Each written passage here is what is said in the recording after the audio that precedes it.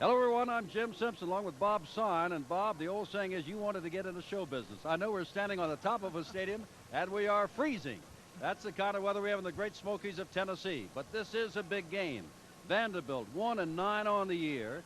They can score, Bob, as you know. Defense is their problem. But when you talk about Vanderbilt, all they seem to talk about is Frank Mordecai, their fine running back.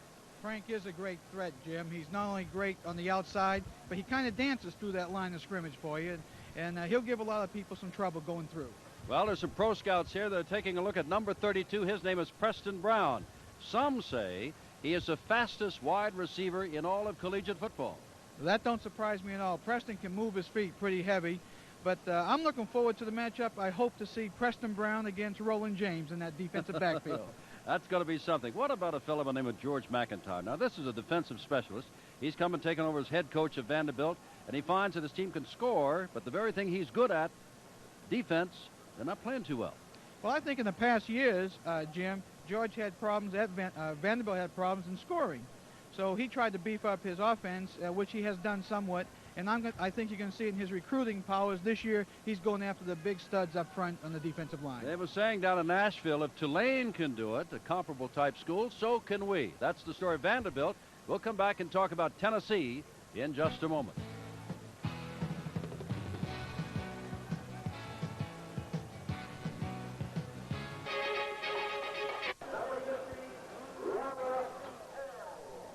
The University of Tennessee is going to the Bluebonnet Bowl down in your territory, down in Texas.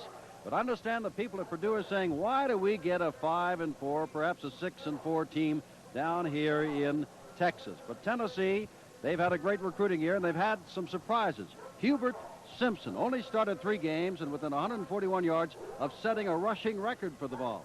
Hubert Simpson is one of the premier running backs in the United States this year, Jim. He can do it all. But one of the things Hubert Simpson can do is he can catch the ball in the flats, and he's very good at that.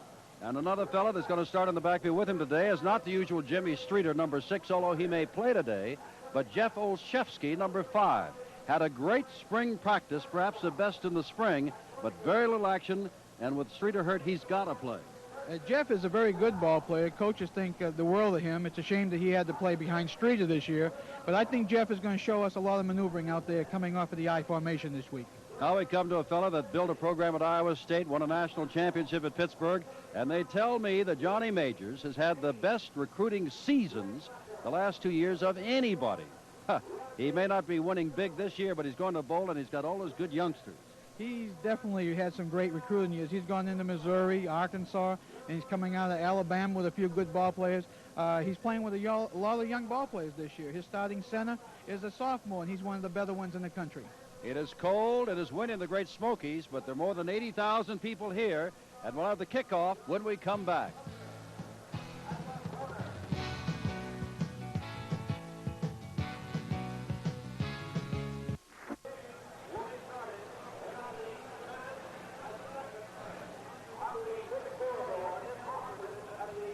Part of the campus here at the University of Tennessee in Knoxville, Tennessee, and in the stadium, 84,142 seats have been sold. There will be fewer than that because of the bitter weather that not yet has edged in to the 40-degree range. And if we're cold, how do you think the Tennessee Drum Majorettes are? Vanderbilt, 1-9, has won the toss and will receive. So Alan Duncan of Tennessee, who won the Kentucky game a week ago with a field goal with just 5 seconds to go, will kick it off.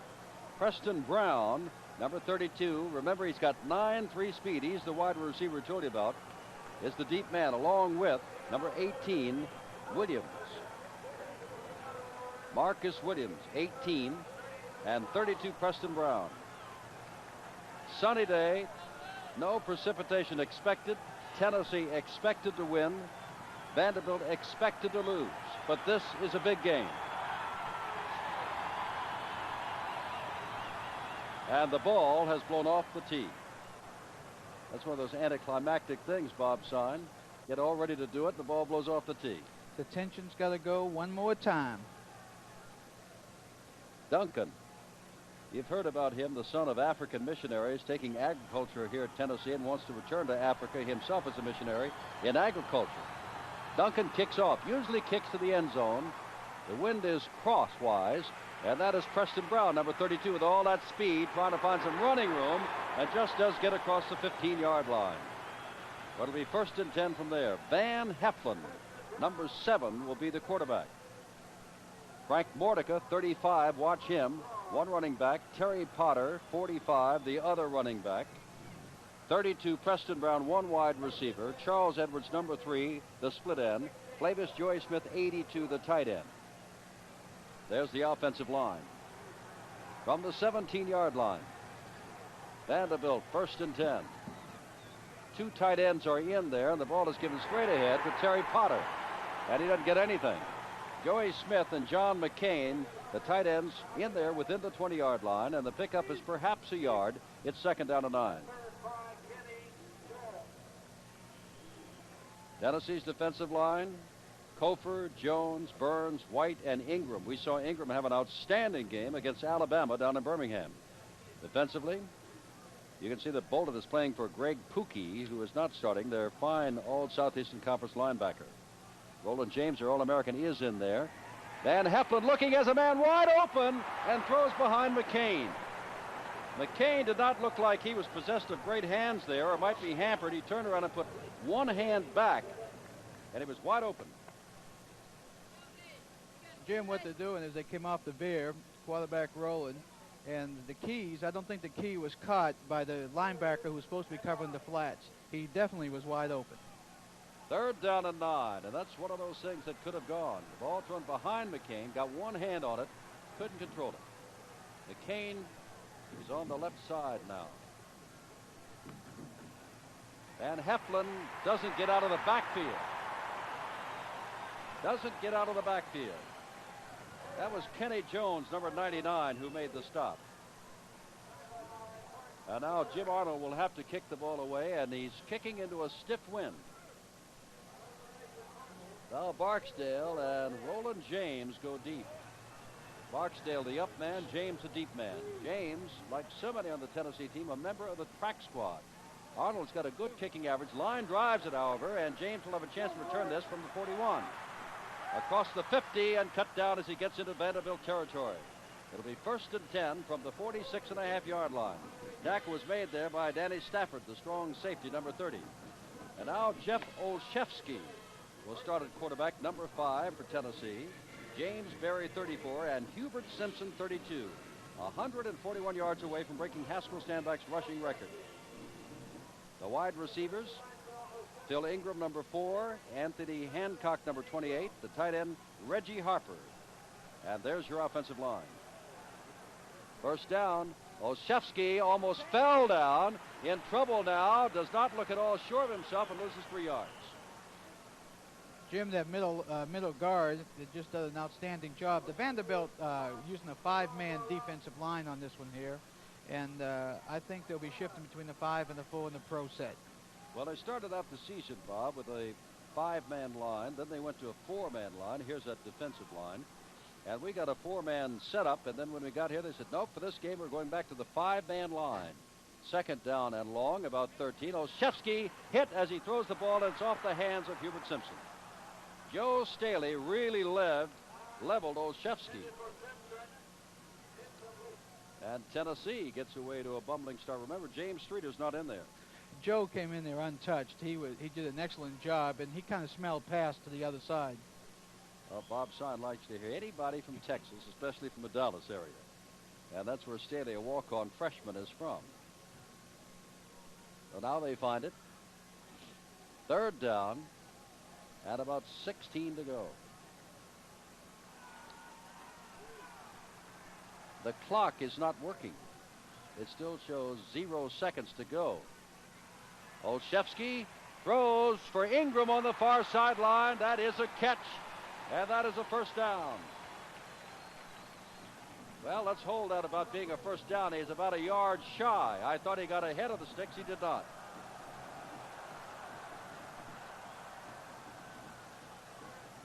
Olszewski's passing right now, Jim, and he's throwing out to Phil Ingram.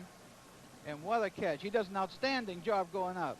Keeps those feet in, and super job.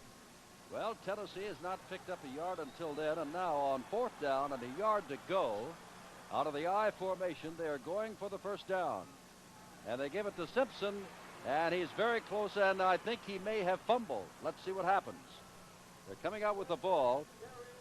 Swindoll is getting up as though he had the ball, and let's see where they mark it. And obviously they have not ruled it a fumble. The Tennessee people say we got it. The Vanderbilt people are saying we got it. And while they bring out the sticks, we'll tell you the referee is James Harper Jr. Harvey Hardy, the umpire. Robert Gaston, the linesman. Robert Caldwell Jr., the line judge. The field judge is William Stanton, and the back judge is William T.T. Jr. Ben Oldham operating the electric clock. And it belongs to Vanderbilt. Tennessee does not get it. Again, I'll caution you, the clock is not working in terms of time. Jim, Phil Swindle made that play himself. He stacked up that middle and came in at an angle and just kind of really stopped it very well. They were anticipating coming over the middle on their power, but the Vanderbilt defense did do a great job in stopping them. Ball on the 36-yard line. The Commodores of Vanderbilt have been known to score and score big. Again, two tight ends, but Preston Brown is wide to the left. They may test out that Tennessee secondary. Van Heflin, the quarterback. On first down, pitch back, and that is Potter. Potter gets out to the 45-yard line, and that's a pickup of 8 yards. It'll be second down and 2. Roland James took him out of bounds. Quarterback got it coming off of the veer, and he waits the very last minute, pitches out to Potter just as he's getting hit, and Potter does an excellent job of turning the corner and coming up. Second down and 2 yards to go. The ball on the 44-yard line of Vanderbilt. No score early in the first quarter.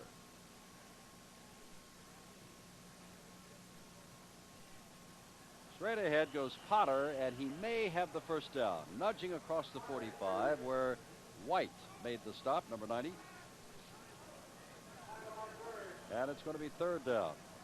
I don't want to say that Tennessee and Knoxville is nuts about football, but one of the sandwiches available in our hotel coffee shop is the Veer sandwich. They're just going to eat them up today, right? Third down and a half a yard. Again, Preston Brown, they haven't thrown to him yet, wide to the left. Van Heflin's got the first down to midfield. Van Heflin against the Air Force Academy had touchdown runs of 80 and 70 yards. He rushed 167 yards that day, so when you talk about the backfield, pencil in Van Heflin as a running back along with Mordecai, who's not handled the ball yet, and Terry Potter. Van Heflin did an excellent job. He runs this veer so far, Jim, the best that I've seen on the veer situation out of the University of Houston. First down from midfield. And Heflin on first down, back to throw. Throws, has his man. That's Preston Brown, first down inside the 35-yard line. Hit down there by Roland James. And that's that good wide receiver with all that 9.3 speed. First down at the 34-yard line of Tennessee. Okay, he goes back. He's getting good protection, very good line protection. Going out to Brown. And they're going at the strength of the University of Tennessee defensive back in Roland James, who's All-American. Vanderbilt fired up for the big game. They say this would make the season, despite the fact they're 1-9 on the year. First man through. The ball is loose, and that'll belong to Tennessee, I do believe. Back at the 21-yard line.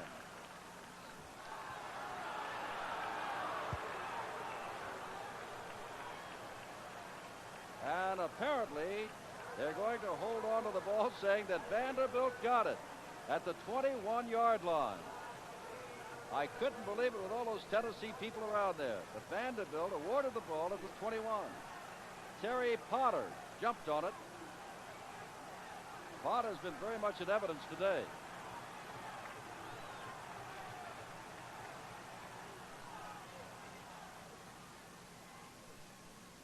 Crowd coming alive. Van Heflin still on his feet, breaks to the outside and gets down to the 15-yard line. They'll mark it at the 15 where Wilbert Jones, number 7, made the stop. That's a pickup of 6. It'll be second down and 4 from the 15-yard line. Again, we'll tell you the clock is not operating. We are in the first quarter. And Vanderbilt has shown an ability to score this year. Their problem is holding the other team from scoring.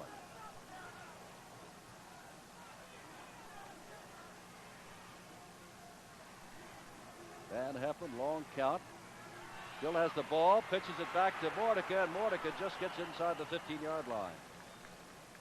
Tackled there by Brian Ingram, number 84, out of Memphis, a senior. That's the first time that Mordecai, the all-time leading Vanderbilt rusher, has handled a football. Third down and about 3 to go from the 14-yard line.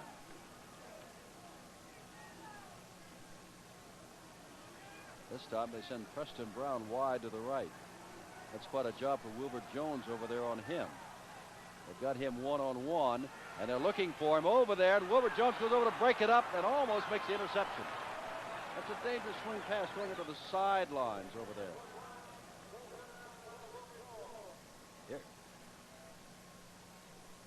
Here you can see him throwing down the sideline. They threw it to that side, and look at Wilbur Jones come in and get his hands up. Van Heflin did not go for the pattern into the end zone, but Weather went in a flat, and that can be trouble. All right, a field goal attempt of 31 yards by Mike Woodard. Vanderbilt trying to get on Whit Taylor to hold, and from 31 yards out, it is good. 31-yard field goal by Woodard, and Vanderbilt, the 26-point underdog, breaks on top here in the first quarter. Well, there's a surprise, but we go back to the fact that it's a big game. ESPN and its final week of collegiate football, the regular season, and we've had an outstanding season. Tennessee, remember when they're out in front of Alabama, 17-0 only to lose. Remember Alabama with a tough time over LSU, 3-0. Remember Southern Cal at the time, number 1, hanging on and winning in the last 32 seconds against LSU. That's the kind of football coverage we've had, and if you look ahead, the NCAA basketball season is coming up, and we'll be there right on to the finals in March. Gary Moore and Tony Hancock, Anthony Hancock, go deep. Moore's number is 33. Anthony Hancock is 28. You know, in the backfield, Tennessee can have Glenn Ford and Gary Moore. Now, you've heard of them. And if you get the quarterback from Vanderbilt, Van Heflin, you have quite an all-star celebrity backfield. Woodard, who connected on a 31-yard field goal, kicks off. And it is Moore bobbling the ball around, and he is in deep trouble. And down he goes inside the 20-yard line. On each occasion, there's been excellent special teams coverage by the kicking team. Tackle was made by John Clemens, a freshman tight end, along with a little help from Norman Jordan, who's a sophomore running back. Ball between the 17 and 18-yard lines.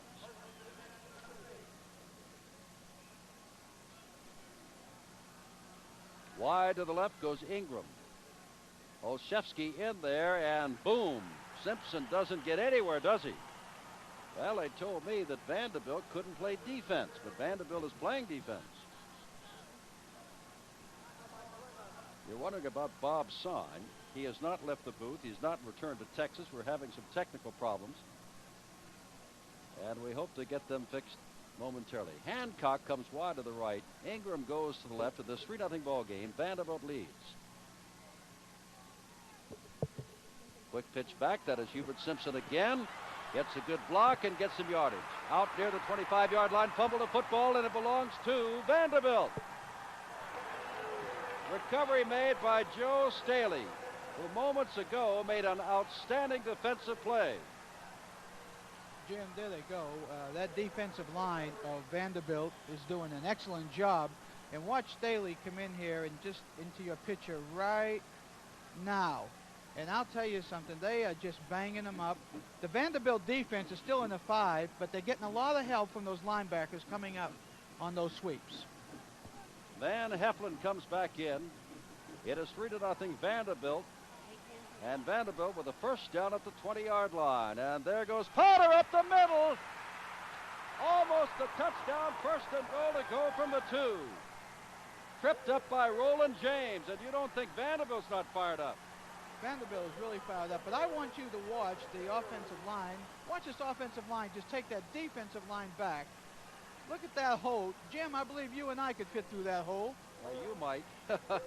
Louis Hudgens, the strong side guard, opened up that. Some kind of a run. First and goal to go, and this is one of those big games you never know.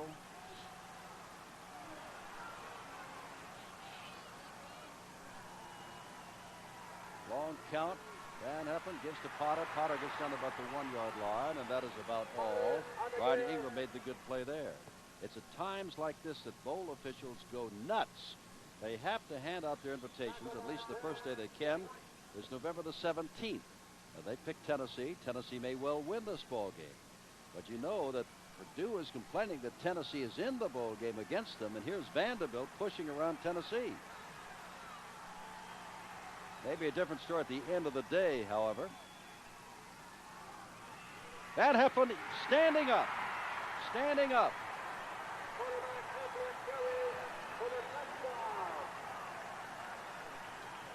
He goes Heflin in there, Jim. He fakes off to Potter. He rolls out the outside of the tackle. Everybody's blocking in, and just a super job right off of the veer. Heflin's doing an excellent job directing the Commodores right down the field. That's his 4th touchdown rushing this year.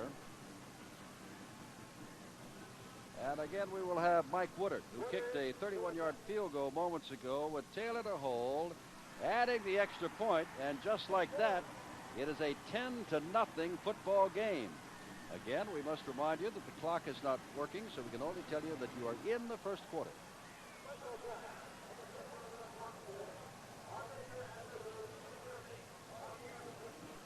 Well, we told you about the basketball coming up. Let me give you some of the games coming up to be shown by ESPN in December.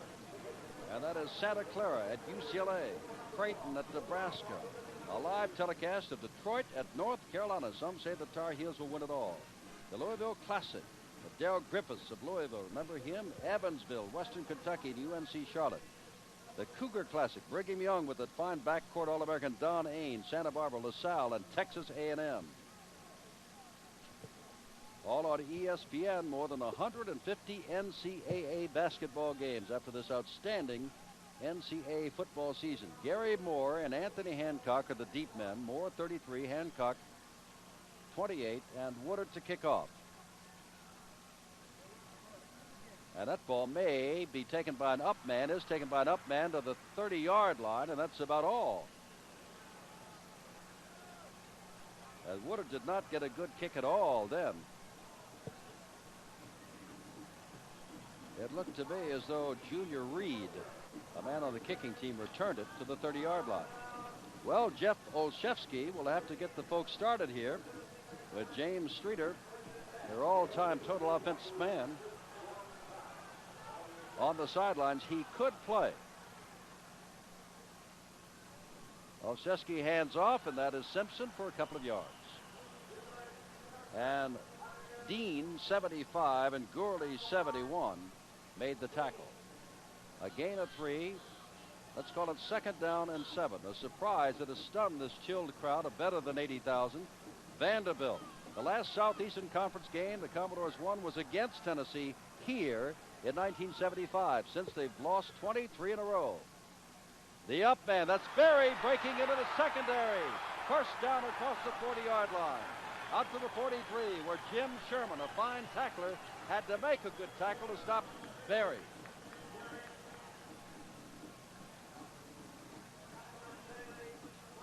This is Jimmy Berry. He's a sophomore out of Natchez. And look at this. You will see Streeter come up and hang on to him. He is a tough man and had to be to bring down James Berry. First down from the 42. Second man through is Simpson, and they're pretty well keying on Simpson. And Phil Swindoll, who has been playing an outstanding game here in the early going, made the tackle. Number 81. There is Swindoll from Atlanta. He has had an excellent game so far, Jim. Matter of fact, the whole defensive line, but he's doing very well. Well, Tennessee trying to waken itself up.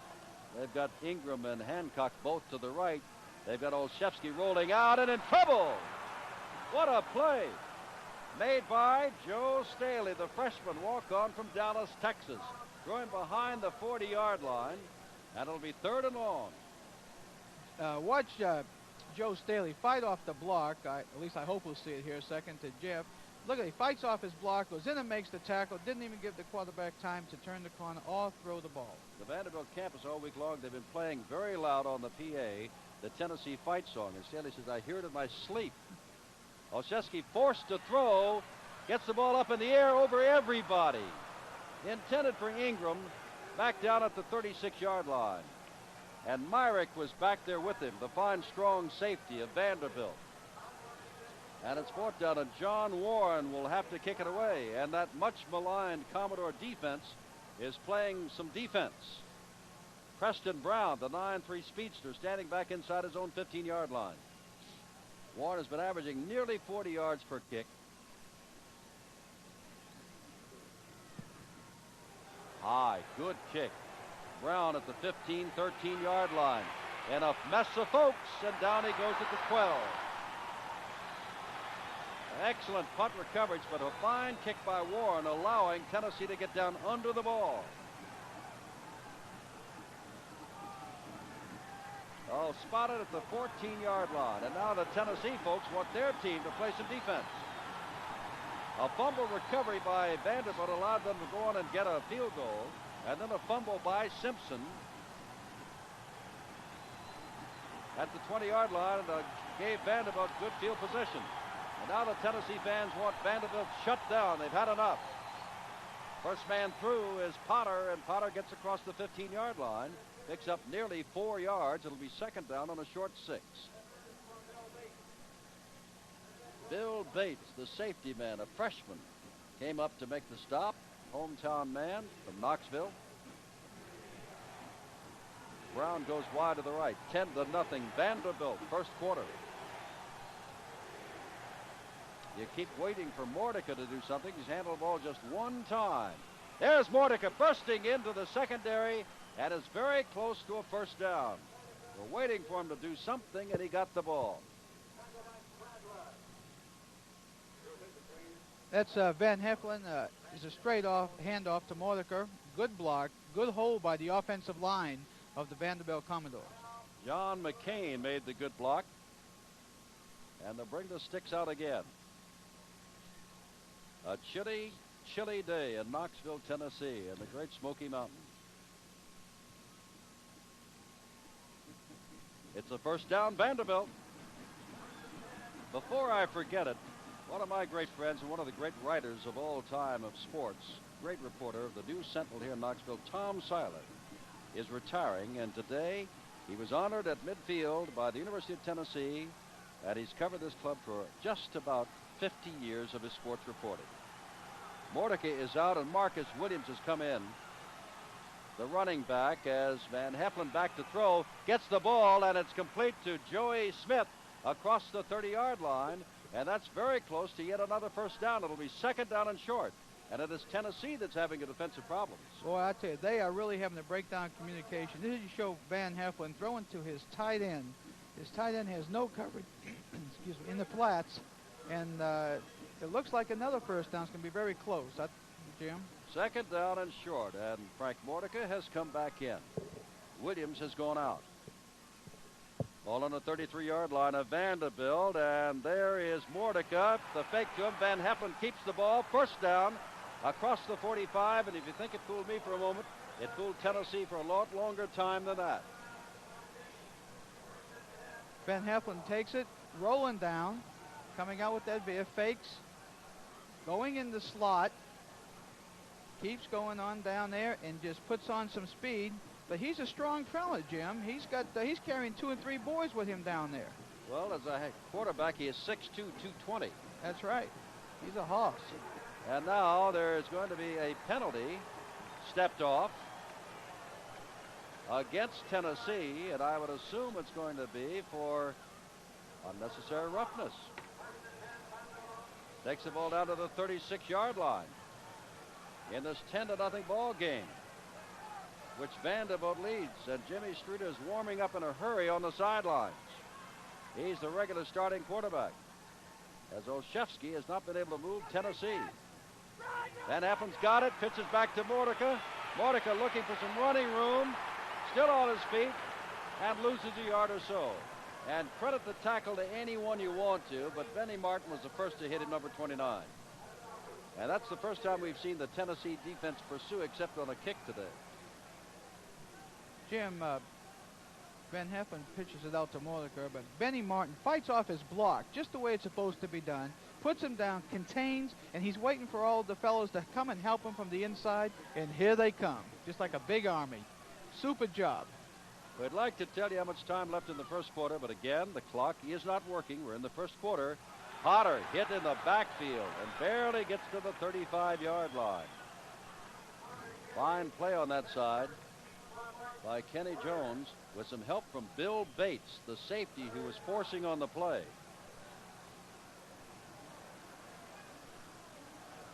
Buggs comes in, yet another wide receiver, and the tight end McCain comes out. Well, Wayman Buggs is in. His number is 8. Brown is in. They're looking, and nobody's going to get that. Buggs was coming across the middle from left to right. Brown went down from the right side and turned out to the right, and the ball was thrown between them, and neither receiver was looking at him. That looked like a broken pattern because Heflin threw that ball, and he knew he was throwing right to that 10-yard line on the hash mark, and the receiver went out towards the sideline. So it was definitely a broken pattern. 4th down and 9, but remember, Vanderbilt put this ball in play at their own 17-yard line, so they moved the ball out to where the punter, Jim Arnold, will have an outstanding chance to get it into the end zone or out within the 10 or 5 if he can. He's going to angle for the near sidelines, but I don't know if it's going to make the sidelines at all. It goes into the end zone, and Tennessee will take over 1st and 10 at their own 20. And thus far, the blue bonnet-bound Tennessee Volunteers have been outplayed by the Commodores of Vanderbilt. Well, here's something new on ESPN. The North American Team Rodeo Championship from Tulsa, Oklahoma. The contest will feature the Twisters of Tulsa and British Columbia, who won that 1979 Canadian Team Rodeo Championship. The Twisters will represent the USA. The game will be shown Saturday, December 8th at 8:30 a.m. That's the North American Team Rodeo Championships on ESPN. Tennessee from their own 20-yard line. Streeter is in there at quarterback, handing to Simpson, and Simpson barrels out for about 8 or 9 yards before Ronnie Myrick makes the stop. They'll mark it at the 28-yard line. It is 2nd down and 2.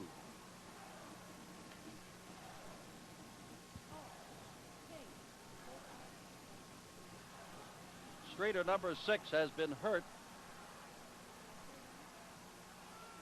and was not expected to see much action today. Darian Simpson has setbacks. First man through is Berry, and he's got the first down across the 30-yard line. Jimmy Streeter, number 6, hurt his knee late in the first half against Notre Dame, but he is the record total offense man for Tennessee with 4,597 yards. And he's going to add to that before the day is over. First down at the 30-yard line. 10-0 Vanderbilt. First quarter.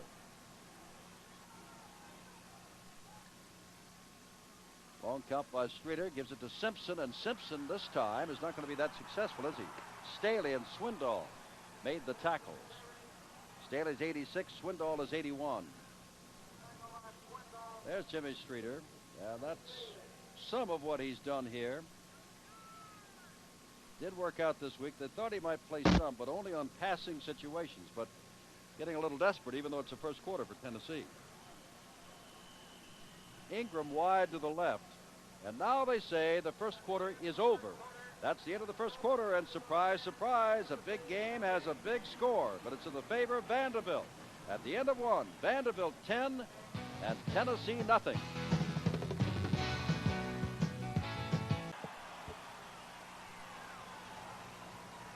Second down as we begin the second quarter. Streeter back for his first pass for Ingram, and Ingram is wrestled down immediately.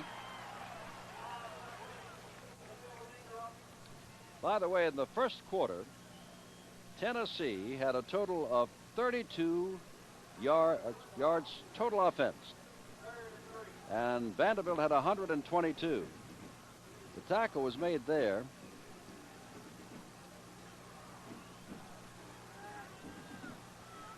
We'll have to check the tackle on that last play. Ingram caught the ball. It is 3rd down and 3.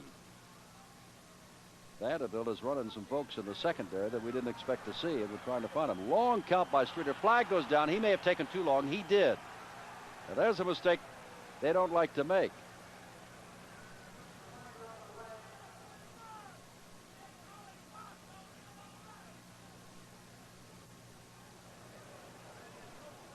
Ball on the 28-yard line. They'll move it back. Nothing has gone right for Tennessee thus far. It is 3rd down and 8 to go. Ball outside the 32-yard line. Hancock and Ingram both go wide right. And Reggie Harper comes wide to the left. The tight end is split about 7 yards to the left. Streeter back to throw, in trouble, but now he's got some open field in front of him. Runs into his own man across the 40-yard line, and down he goes. First down across the 50. Vanderbilt had good coverage, but Streeter just wiggled out of it. First down at the 48-yard line for Jimmy Streeter, a graduating senior. Streeter right there accounted for about 50 or 60% of the total of Tennessee's first quarter total offense. Ball at the 48. Ingram wide to the right. Hancock comes to the left.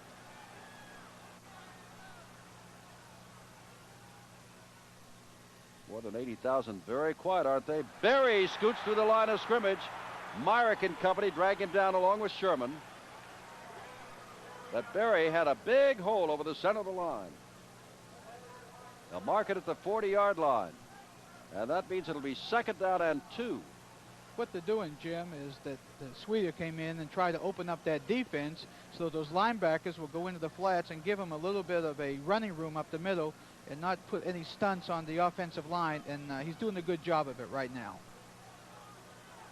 2nd down and 2. Let's see how Streeter plays it. Does he go to play to pick up the first down, or does he gamble? He's going to run with the football himself, and I think he's got the first down. Joe Staley knocked him down, but Streeter, who had that ankle injury, or rather that knee injury, is hurling himself around pretty well here. First down at the 38-yard line as Tennessee in the second quarter tries to come back from a 10-0 deficit. We told you that Vanderbilt can score. They scored 35 points against Auburn, 28 against Ole Miss, 29 against the Air Force. But gee, Alabama scored 66 against them, and Ole Miss scored 63 against them. So we expect to see high scoring today. Streeter, the pitch back, in the backfield, and in trouble. Down goes Berry at the 40-yard line. And making the play is Sandon, number 94, a freshman out of Tallahassee. Old at Jacksonville, Florida. 2nd down, and about 13 to go from the 40-yard line. Brisk day in Knoxville. They said there might be some no-shows, but looking around the stadium now, I think nearly all 84,000 are here.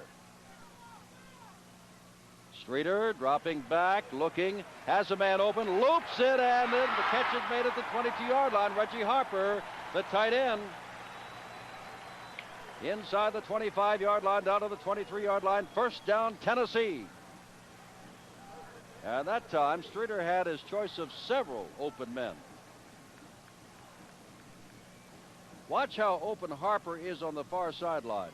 The Vanderbilt defense was cutting to the inside until it was too late when they realized that the throw was to the outside and Harper was there. First down from a 23. Berry. That is Swindle up top, but stopped after a gain of perhaps a yard. 2nd down and 9. Told you about Tom Seiler retiring today of the Sentinel. Well, Smokey the Fourth is retiring after today.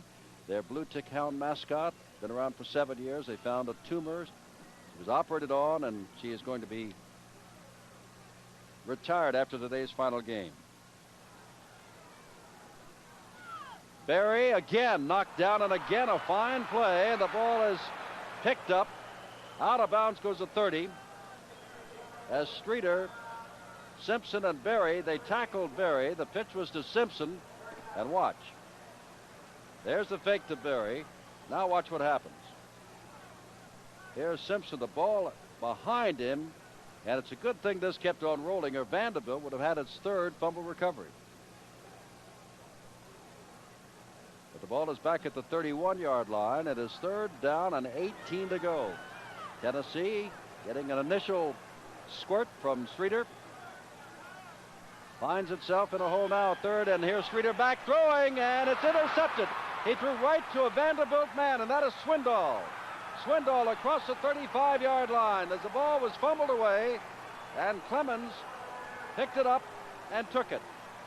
Swindoll, I believe, was trying to get the ball to Clemens. Let's see, but here's Streeter. Now watch, he throws right to this linebacker. There's not another soul there. Now Swindoll comes back. Now he's going to be in trouble. But they get to him, and he'll just shovel it on the way down. And that is Coleman that picks it up. And he goes down. So there have been a couple of fumbles and an interception. Van Heflin going deep for Preston Brown, and the ball is caught, intercepted.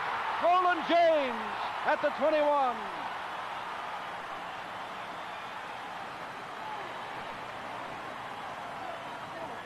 Tennessee gets the ball back. Van Heflin gets good protection.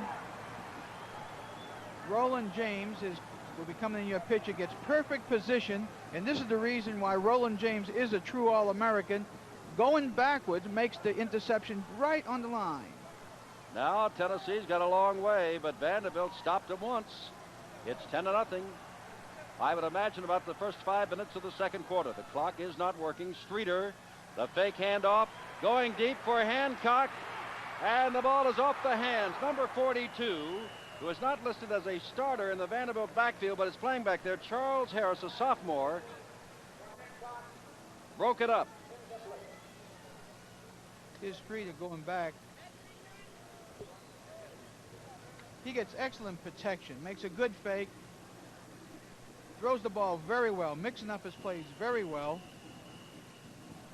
And the defensive play is very, very well by the Vanderbilt defender. Vanderbilt has called timeout with the ball on the 21-yard line. It is second down and long. Vanderbilt has not won in the last 23 Southeastern Conference games. The last game they won, and the only game they won this year, was against a state rival, Memphis State, 13-3. And now they're trying to pull out the big one against the Blue Bonnet, bowl-bound Tennessee Volunteers in their big game that goes back 72 contests. Well, ESPN is going to televise hockey for you. I think you know that. We've got a great NCAA hockey game coming up, the Fighting Irish of Notre Dame and Bowling Green University. And the game will be shown next Saturday, December the 8th at 5:30, repeated next Sunday at 7:30 in the morning. Last year, Bowling Green's Falcons finished 5th in the NCAA tourney, and Notre Dame had a record of 18-19-1. Other games coming up in the month of December: Dartmouth, Michigan, Boston University, Brown University, NCAA hockey on ESPN. Ball on the 21-yard line, second down. And 10 to go. Hancock wide to the right, and now steps up as the linebacker steps off the line of scrimmage. Or I should say the tight end Harper, he starts in motion. Olszewski is back. He throws to Hancock, and it's not going to work. They brought in Olszewski again. Charles Harris again made the stop.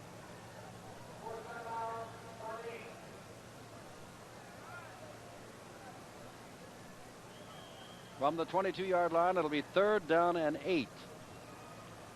Now Streeter, the quarterback. Hancock goes wide to the right. Looks like Galt has also come in wide right. Streeter goes back to throw. Throws the ball to Hancock. First down, 34-yard line. Tennessee gets out of the hole. Brown runs Hancock out of bounds. Streeter got the ball, rolling out. It's a rollout pass. He's getting good protection, and Hancock makes a very nice catch out in the flats. Incidentally, the Vanderbilt defensive team has gone to a 4-man defensive line on that last set. Let's see if they stay into it. Mike Miller, who is really quick, number 88, comes in and splits out wide to the right for Tennessee. Streeter back to throw. Streeter throws, and Harper can't hold on to it.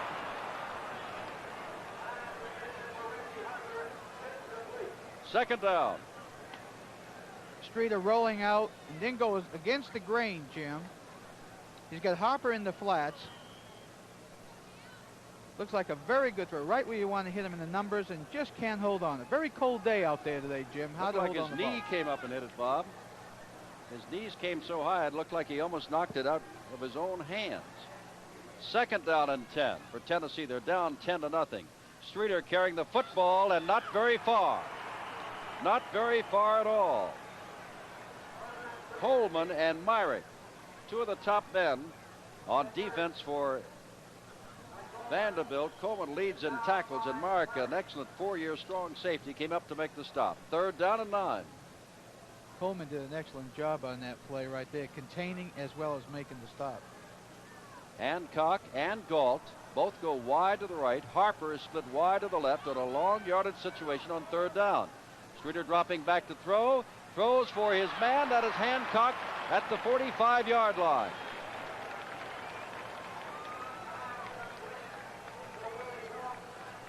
Check that. That's Willie Galt, 26, not 28. Streeter does a good job, Jim, in mixing up his plays. His rollouts into the flats, he's kind of found a home out there in the flats. They're not given a man-to-man coverage, but they're given a zone right now, Vanderbilt is. That's Galt's only his second catch of the year, believe it or not, and they think the world of him. Some thought he might even start today. Straight ahead goes Berry, and Berry barrels across the 50 to the 49-yard line. Fine running back, Saindon, made the stop. 84,142 on this cold day. The season has been averaging 85,357. Miller is in again and wide to the right. Second down and about 4 yards for Tennessee. Streeter taking over from Olszewski with the football, pitches back, and that is Simpson who gets down to the 45-yard line, and that is about all. Tim Moore came over to make the stop, number 69. And that's very close to a first down at the 45-yard line. They have not yet moved the sticks. They may call for a measurement. There is Hubert Simpson, a junior out of Athens, Tennessee. Oh, this is only his 4th start of the year, and yet he is very close to breaking the record for single-season rushing at Tennessee. But he's going to have a bigger game in the next 2.5 quarters than what he's had so far to break that. Well, especially, Jim, where Vanderbilt is mixing up their defense. On that last set, they had the 2 outside linebackers coming in on a stunt, and they actually were in the 6-man defensive line. They've got a couple of inches to go, so Kyle Aguillard, another tight end, comes in as Tennessee obviously will go for the first down at the 45-yard line. They're down by the score of 10-0 to Vanderbilt, a team they're favored by 26 to beat. Streeter keeps the ball, and that should be enough. Remember, Tennessee has been hampered by an interception, a fumble by Vanderbilt, that there were 4 Tennessee men around, and Vanderbilt got back, and then a fumble by Simpson of Tennessee that set up the touchdown. Vanderbilt's playing very good football. Since Streeter has come in, Jim, he has moved his plays around a great deal, and he has got his team moving. He has moved it on the last series, and he's moving it now, and he's definitely a big part of the offensive team. There's no doubt about it. Tennessee is walking backwards, and the officials are walking off a penalty of 15 yards, and I saw nothing on that last play. Plus, it was a delayed penalty, Jim. It's going to be that unsportsmanlike conduct, personal foul. That must have come well after the play, because certainly it was called well after the play. You don't think somebody said something, do you, Jim? Could have been. Ball at the 41-yard line. First down and 25 to go. Tennessee keeps putting itself in the hole. There's Hubert Simpson. Needs 141, has 23 so far. Streeter, Simpson, and he's not going to go anywhere, is he? The only thing I can believe is, number one, I think this game probably, Bob, means more to Vanderbilt because it makes their season than it does to Tennessee because they're favored as a flag down. But number two, it might be that Tennessee read the same things that we read, and that is that Vanderbilt can't play defense. Well, I definitely agree with you. Vanderbilt has everything to gain. Tennessee really is expected to win. That's the way it sits. That was not a flag on a play, just a part of an orange jersey on the turf down there. Streeter going back on second down, dropping way back, setting up the screen, and not able to hold on to it is Simpson. He dropped the ball at the 37-yard line. Streeter is standing with his hands on his hips at his own 30. Simpson couldn't hang on to the football. And that means that it is third down and 25 to go. I noticed that the tackle number 71 on Vanderbilt, that's Gurley, I believe. He comes in and he kind of harasses Simpson is what he's doing. Simpson has his eye on him instead of the ball, Jim. Good play on that Vanderbilt defensive. Third down. Hancock goes wide to the right. Ingram to the left. You know they got to put it up. Streeter straight back to his 35-yard line. Puts it up on a fly pattern downfield, and it is incomplete. Hancock was the man down there, and it was a fine defensive play made by Jim Sherman, going deep with him. And Sherman, I believe it is Sherman, that has still not yet gotten up. That's who it is. Streeter makes a very nice pass on this here, but they have man-to-man coverage, and Sherman does an excellent job covering. He is going step for step with him, and I just didn't know, Jim, that Sherman was that fast. He really moves his feet. Well, that is Mark Brown who is that fast, and it's Sherman who came over, so 22 and 28 were both there. And it was 22 who made the good play and was still down on the ground. John Warren has come on to kick the ball away. As they're concerned now with the sophomore from Chicago, Illinois, Mark Brown. But I would imagine the more than 84,000 here are concerned with their Tennessee football team. Gurley is from Chicago.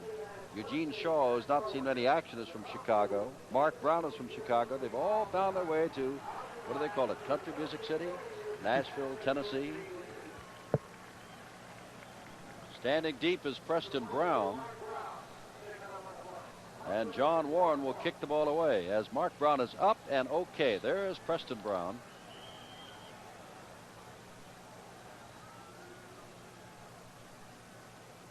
Again, the clock is not working. Man, look at that kick. Preston Brown's going to let that thing go, and it's going into the end zone. That came within a yard of being an outstanding kick and out of the bounds on the 1-yard line. That was quite a kick. He had good protection there, and he got his foot into it. The ball turned over on him, which is what it's supposed to do. But he not only got it, but he got it against the wind, Jim. He did a super job. From the 20-yard line, Vanderbilt up by 10 over highly favored Tennessee. And Wayman Buggs is in, and it comes out wide to the right. Van Heflin has been an outstanding quarterback today. Pitches the ball back to Potter. Potter across the 20 and picks up 5 or 6 yards. A mark it at the 26-yard line before Roland James, who's very much in evidence here, throws him out of bounds. James has had an outstanding interception and a saving tackle. Yes, he has. You know, Vanderbilt just doesn't look like a 1-9 team here. That's all I got to say. They really don't. I talked to some people early on that said Vanderbilt probably was the most discombobulated looking team they saw in early season they'd seen in some years, and here they are playing very smart football. McIntyre apparently has got them going, and straight ahead, first down goes Potter across the 30-yard line. We're well into the second quarter now, and Vanderbilt is showing no signs at all of letting up. Brad White made the stop. Look at this hole. Look at this hole. This offensive line of Vanderbilt is excellent. And Phillips, the center, is just doing an outstanding job in blowing these guys out. I'm very impressed. Buggs comes wide to the right. And Heflin fakes the handoff, fakes the pitch out, and picks up the first down across the 40-yard line. Let's check that. He may not have gotten the first down. He may be about a yard shy of the first down as he gets across the 40. Bill Bates, the safety, made the stop. Now they're beginning to make some changes in that Tennessee defense. Mike L. Cofer comes in, and they're taking up Brian Ingram on the defensive line. Let's call it second down and about a yard to go. Again, Buggs wide to the right. 10-0 Vanderbilt. A stunner, but it's another big game, and you never can tell. First man through is not given the ball. Van Heflin's got it and has got the first down at the 50-yard line. Almost the entire Tennessee team went for the first man through Potter, and Roland James came out to make the tackle. Look at this block by this offensive line. You got the pulling guard, number 63, which is Hudgens. Van Heflin just continues to follow Hudgens around. He's got in the flats. And I think if he would have kept going, I think he would have gotten another 5, maybe 4 yards instead of turning up into Roland James. I wonder if you saw that replay, Bob. Danny Spradlin was actually going inside. Heflin was already outside of it. He took the fake to the inside. First down, 10-0 Vanderbilt. ESPN will televise the semifinals and the finals of the Division I Soccer Championships from the University of South Florida down in Tampa. Now, we'll show the semifinals live next Saturday at 1 o'clock, repeated next Sunday at 3 a.m. The finals will also be shown live on Sunday. That's next Sunday at 3 p.m., repeated on a week from Wednesday, December the 12th at 2 a.m. And remember, for the first time in Division I history, we have the top 4 ranked soccer teams in the finals. Indiana, San Francisco, Clemson, and Philadelphia Textile. There is Van Heflin, and on the near sideline is George McIntyre. And on this sideline, you can see Johnny Majors, and he has to be upset. The feller to the left of Johnny Majors, the defensive coordinator named Jim Dyer, and I'm sure he's making some changes. Jim Dyer happens to be what? Your old roommate, right? Had to get it in. In Atlanta, that's right. All right, the pitch out, and here he goes. That's Mordecai. Out of bounds. They'll mark it back at the 14-yard line. Mordecai thought he'd scored, but Vanderbilt is turning it on. Look at Van Heflin turn around, fakes it up the middle, runs it down like the old Belly series, except no one there, pitches off to Mordecai, and Mordecai has that speed and just turns it up. And the only thing that ends up saving it is James with his speed coming over and knocking him out. I tell you, this Vanderbilt team is just very impressive. Roland James has been Tennessee's secondary today. He's been making nearly every play. Time has been called, and I think it is Tennessee that is calling timeout. Roland James, incidentally, Jim, came from the other side of the field to take him out on that play. He was playing the cornerback on the other side of the field at that point. Incredible, Vanderbilt. Well, if they should score here, I can't help but remember in the Tennessee-Alabama game, Tennessee was up by 17 points and lost to Alabama. If Vanderbilt scores here, Tennessee might find itself down by 17 points.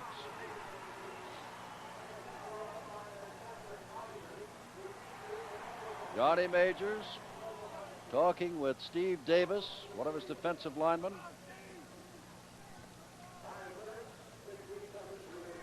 Now, I think I've heard the public address announcer say 5 minutes and 15 seconds left in the half. The scoreboard clock not working at all, and Bob Sine not in evidence at all times because sometimes his mic is not working at all. From the 14-yard line, Van Heflin has his instructions, comes back. It was Tennessee that called timeout, remember. This Vanderbilt team can move the football. 2 tight ends in there, both Smith and McCain. Potter with the football, and he gets maybe a yard, maybe only back to the line of scrimmage before the center of the Tennessee line stacks him up, led by Burns. Now you'll see Van Heflin looking to the sidelines. Over there, Whit Taylor has the signals. He's a backup quarterback, and he signals in what the play is to be. Preston Brown goes wide to the left. Second down. Let's call it about 9. The fake. Van Heflin still on his feet. Now throws out here for Potter. Incomplete at the 12-yard line. Potter found himself betwixt a rock and a hard spot and couldn't turn around the right way. And now suddenly it is third down. Van Heflin moving his feet pretty well out of that quarterback on the veer. Look at this number 76. It's Hammond. What a beautiful block he throws. Just overthrew his receiver. But this offensive line, Jim, I can't speak highly enough about. Frank Mordecai, 44 yards on 4 carries, had nearly a touchdown, but just did step out of bounds. This is 3rd down and 9 from the 14-yard line for Vanderbilt. The fake to Potter. Van Heflin keeps the football, and down near the 5-yard line goes Van Heflin. It'll be 4th down and a yard or 2 to go. Ingram made the stop, and now comes the question. Do they go for the 1st down, or do they take the 3 points? Now watch Van Heflin going right down the line. Fakes the belly series up the middle. Coming right down here. Gives a head fake, and then tucks the ball in. And when the tackle is made, they're giving them an extra 2 yards because they're bringing them forward, which is what they're not supposed to do. Mike Woodard is in again, and this will be a 23-yard field goal attempt. And now the officials take time. I think that might be. I think this might be to tell them that they've got how much time they've got left, because they're coming to the near sideline as well as going to the far sideline.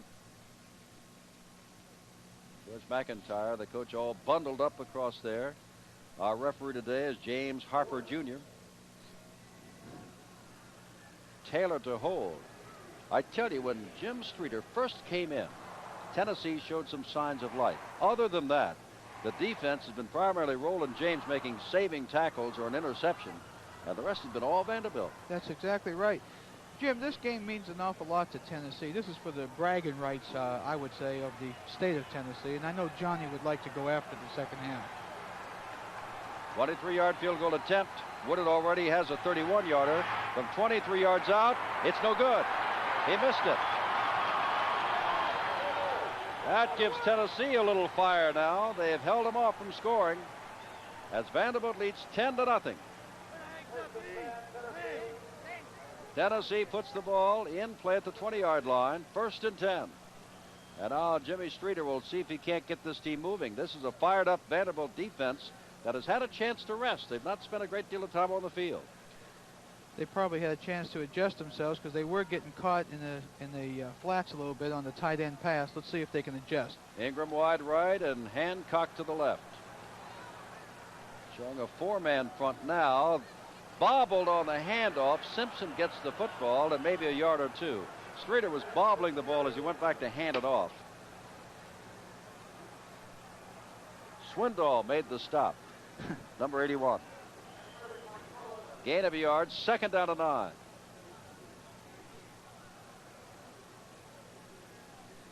Charles Harris continues to play that right corner spot.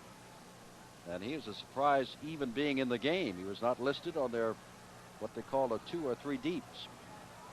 But he's done an outstanding job today.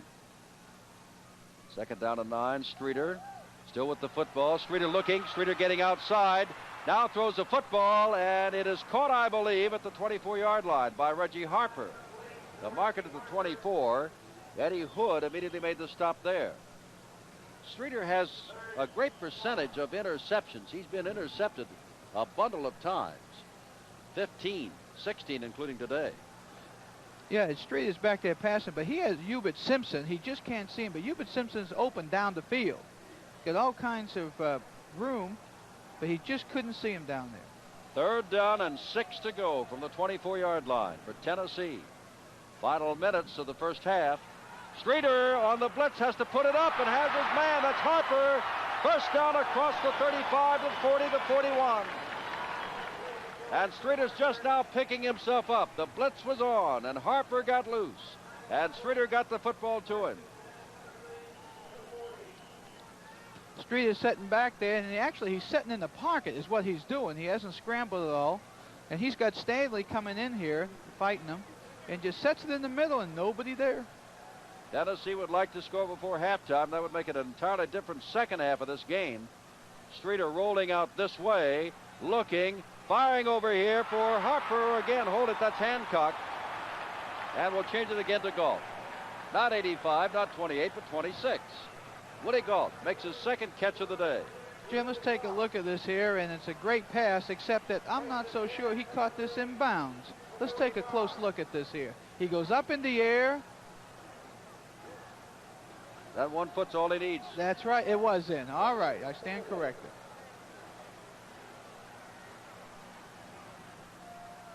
From the 45-yard line, Streeter rolling out the same way again.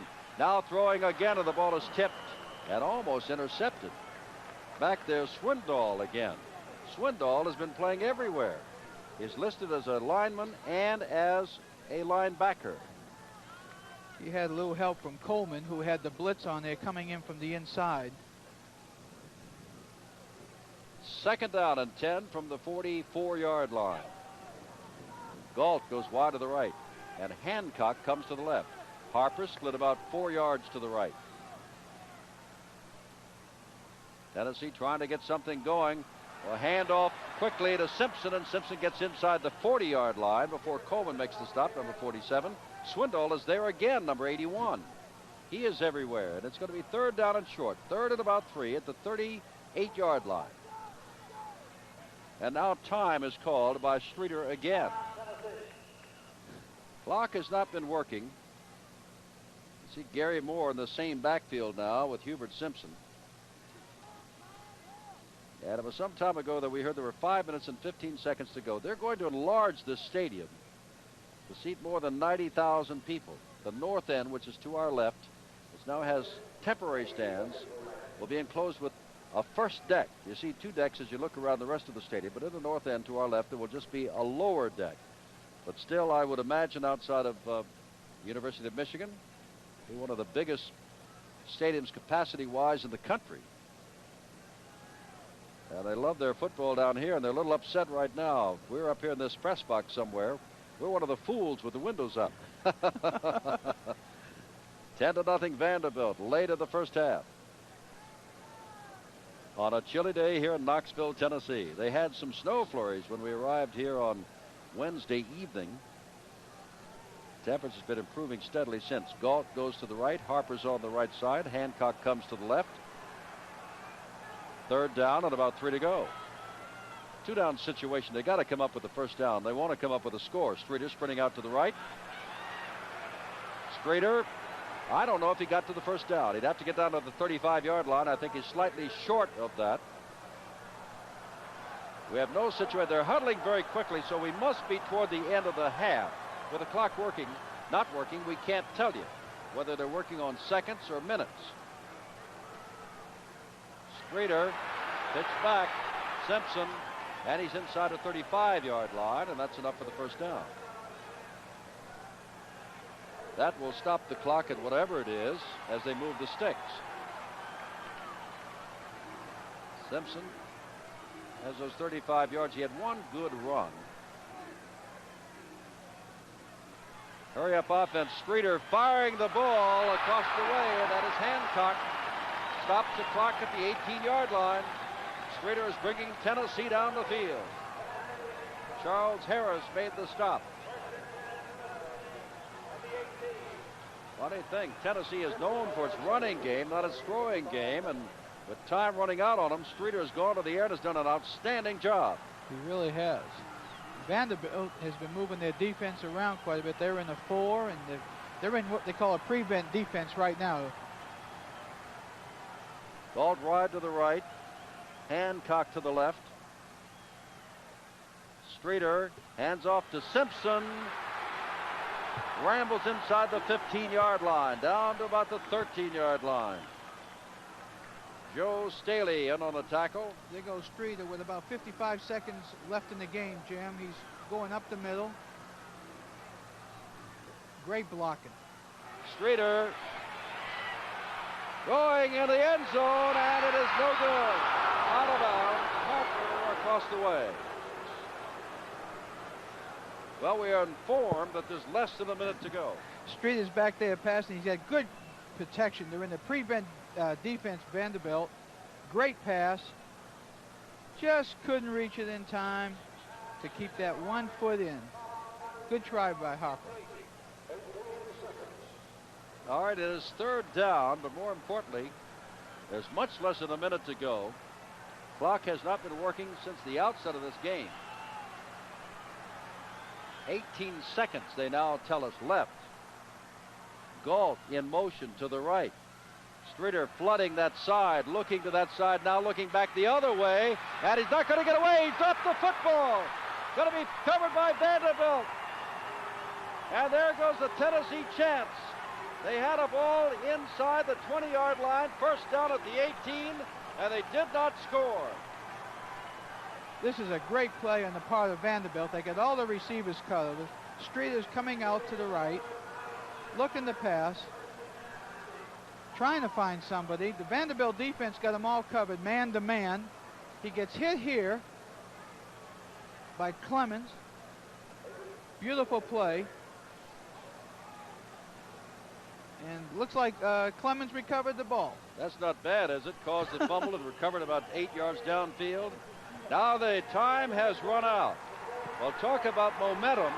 It looked like Tennessee might score. And listen to this. The Blue Bonnet Bowl Tennessee team is being booed as it leaves the field. At the half, 26-point underdog Vanderbilt, which has won one game 10.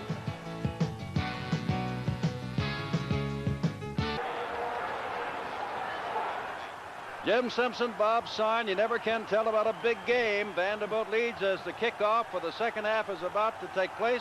It's 10-0. Woodard to kick the ball off. That is Gary Moore at the 11-yard line. Moore to the 20. Moore gets across the 25 and out to the 28-yard line, where it is 1st and 10 for Tennessee. Breaking onto the field, Olszewski started the game but has not been back there since midway, and now we see that Jimmy Streeter, not expected to play much today, number 6 is in there. James Berry, 34, Hubert Simpson, 32, the running backs. Phil Ingram, number 4, Hancock, 28. The wide receivers, Reggie Harper, the fine tight end, is 85. Streeter on first down gives the ball to Berry, who gets to the 30-yard line before Ricky Dean and Rodney Gurley make the tackle. The offensive line, Sutton, Marin, Lee North, the fine sophomore, Mike Jester, and Tiny Tim Irwin. He only weighs about 260 and is 6'7". Second down and 7 from the 30-yard line. Ingram and Hancock both go wide to the right. Harper's on the left side. What a surprise the first half. You think Vanderbilt will keep it up? Streeter pitching back, and they're playing it beautifully, but Simpson breaks the tackle and gets across the 30 and near a first down. Myrick almost had him, and they'll mark the ball at the 34-yard line. Well, ESPN, among its affiliates, we have some right in Knoxville, Tennessee. So they'll be watching this game, and after reading the papers on Sunday morning, they'll be watching the first half in disbelief. I wonder how it's going to turn out. It will be different.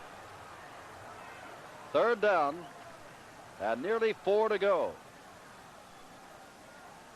Streeter has been relying on the pass a lot. Is passing again, and a fine catch made by Hancock at the 43-yard line. That moves the sticks. First down, Tennessee. This is Streeter. He's in a pro set. He's rolling out to the left. Now he has a one-man receiver. That means he knows who's he's gonna throw to. He's not looking at anybody else, and he throws to Hancock. Hancock makes a great diving catch. He's coming out throwing the second half. Now both Galt and Hancock are wide to the right on first down from the 43-yard line.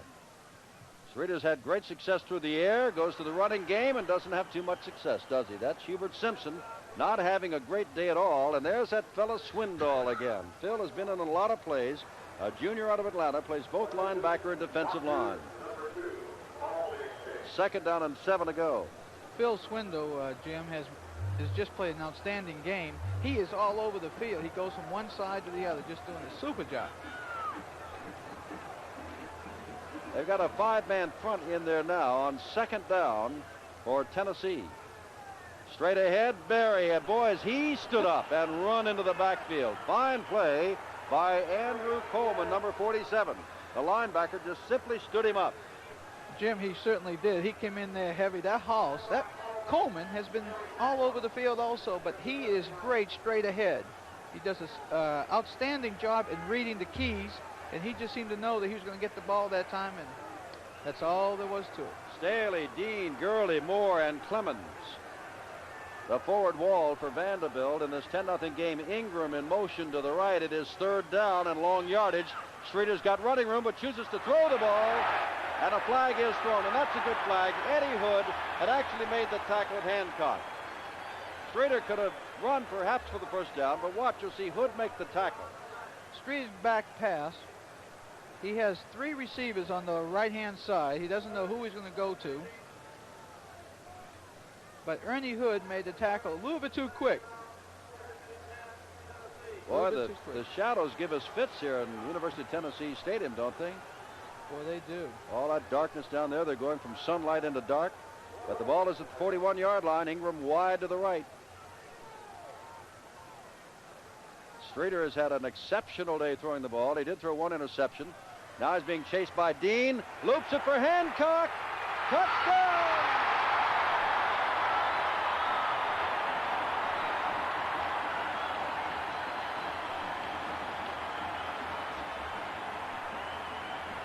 This is Streeter. He's sitting back like he's going to roll out to the right, then to the left. Now he sets up and just throws it straight downfield. They had man-to-man coverage, and Hancock just outran his man, made a nice catch. Man-to-man coverage. They've gone from the zone to a strictly man-to-man, Vanderbilt has. Alan Duncan in to kick the extra point. And the kick is good. And now that kind of makes it a different game, doesn't it? Tennessee came out with Streeter throwing, moved the length of the field, touchdown on a 40-yard play to Anthony Hancock, and it's 10-7 Vanderbilt. I think what you're going to see, Jim, just like you and I discussed at halftime, is that Sweet is going to come out and pass like he's doing right here. Here's the touchdown pass again. 71 giving good pursuit, which is Gurley. It's a very good pass, right on target. And the man-to-man coverage is just not doing it for Vanderbilt. That's Charles Harris, who we said was a surprise starter, and that is a cornerback, trying to keep up with Hancock and could not. Deep, Preston Brown back there, along with Marcus Williams, 32 at 18, and Alan Duncan to kick it off. Now Tennessee's fans think they've got it going in high gear. Vanderbilt's fans are hoping such is not the case. They were denied a touchdown when Streeter fumbled the ball. They had a first down inside the 17 at the end of the first half. Now this is going to be Preston Brown. He's got a lot of speed, remember. Little opening up the middle. Gets across the 20 to the 23, and that's about all. Now let's see how Van Heflin and company will do. Van Heflin, number 7. Terry Potter, 45. Frank Mordecai, 35. Your backfield. Preston Brown, the wide receiver, number 32. 2 tight ends, Joey Smith, 82, and Joe McLean, 84. And the Tennessee fans come alive. They want the team to get over this nonsense and demonstrate that they're a true bowl team.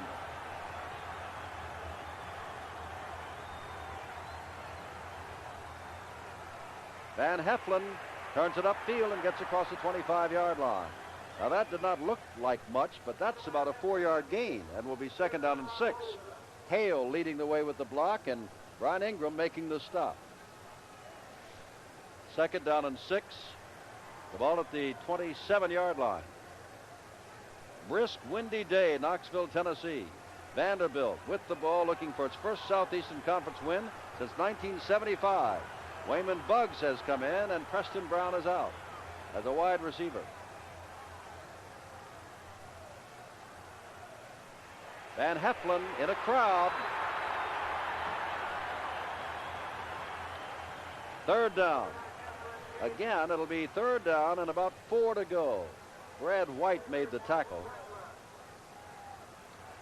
Tennessee, Jim, is in a strong 6-man up front line. Very tight. And I think Van Heflin's going to have to do is he's going to have to go ahead and roll out and open that up a little bit because he's not having very much success right now. He is going, well, the wind now is about a crosswind, but it is a strong wind coming in the open end. Heflin going the other way now, and he is in trouble, and down he goes. Play made by Brad White, number 90 again. Vanderbilt will have to kick away the ball again, and Tennessee will get the ball again. Roland James goes deep. It'll be Jim Arnold to kick the ball away. The wind, if anything, is at his back. Standing back on his own 15-yard line. Roland James deep. He's back at his 32-yard line. Arnold has the time, drills the ball, and it's going to be over James's head. Goes back and finally loses it out of bounds inside the 20, and that's a break for Vanderbilt. The ball at the 18-yard line. That ball took off, and the wind took it, Bob, and just like a bullet. Well, James knew that he was 20 yards behind him was the goal line, and the ball could go out on the 5 or the 4. So he did the best thing that he could do, and I think he did the right thing myself. Vanderbilt's defense talking it up while the Tennessee fans, more than 84,000 of them, pep up their team. They're down by 3, but at halftime it was 10. Hancock wide to the left. Set inside of him is Ingram. Let's see if Streeter throws way down here. Nope, he's going to give it away to Simpson, and Simpson gets across the 20, where Andrew Coleman made the tackle. Simpson and Coleman, well, I should say Simpson and Berry, are having problems. It's through the air that Jimmy Streeter has been picking apart Vanderbilt. Now, for the first time today, we see Terry Daniels come in, number 43, into the backfield for Tennessee. 10-7, clock not working. We're in the third quarter in Knoxville, Tennessee. Streeter hands the ball off and straight ahead.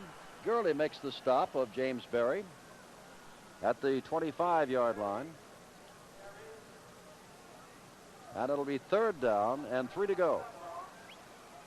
Ball just shy of the 25. Streeter's going to have to establish his ground game, and that's what he's attempting to do right now, Jim. But you're going to see him coming out throwing on this play, I do believe. Hancock goes to the right, and Ingram comes to the left.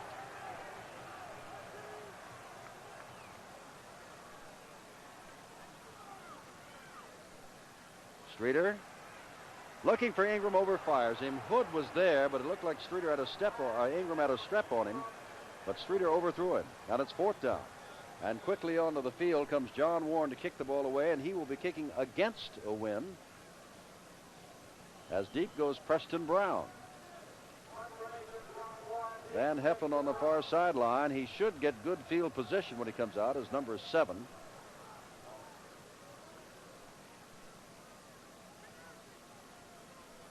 Warren kicks the ball straight up in the air and short. A bounce and get a Tennessee bounce inside the 40-yard line down to about the 35, the 34, and it is going to be fairly good position for Vanderbilt as they come out first and 10. 10-7, third quarter in the big game of Tennessee. Funny thing, in some of the press today, they were talking about the fact that Alabama is the big game for Tennessee. I guess they're looking right past Vanderbilt, but for Vanderbilt, this is the big game. Van Heflin and company. Nowhere. Mordecai. Absolutely nowhere. The all-time leading ground gainer for Vanderbilt hardly got back to the line of scrimmage. Kenny Jones, Brian Ingram in on the stop. Jones 99, Ingram 84. And it's second down. At about 10. Tennessee definitely adjusted their defense at halftime. Coach Dyer probably told them to come on in tight. Let's give them the outside and close it in. If we can pursue, we'll pursue. But let's not give them anything up the middle from tackle to tackle. Preston Brown, they've gone to him once today.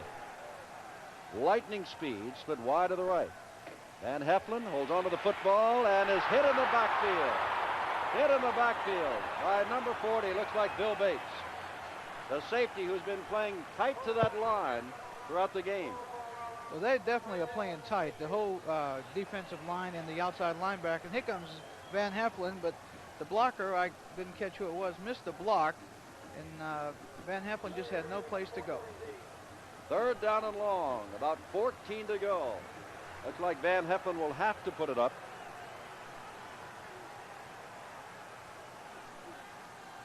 Drops straight back, this time has the time, has the man, and that is Wayman Buggs, and Buggs is at the 40-yard line, and that is not enough for the first down. He's got to get to the 43, and he is mad about that. He was one of the quicker boys on the team. Buggs get down there, and it's a straight back pass. No rollout involved, no one near him. They're in the zone defense. They're not covering man-to-man, as you can see. And all he had to do was turn his head the other way, and we would have had it. Roland James, the man deep. Jim Arnold to kick the ball away. This is an end-over-ender that's going to force Roland James back to his 12-yard line. And if he gets outside there, he's got a long way to go. Across the 30, across the 40, and is hit down, and now he's got a clear field ahead of him. One man's got the angle. Touchdown, Roland James.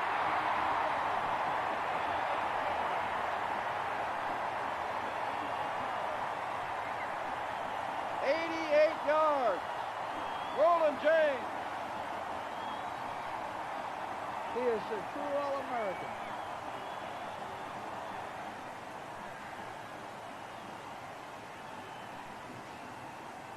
Here it is again.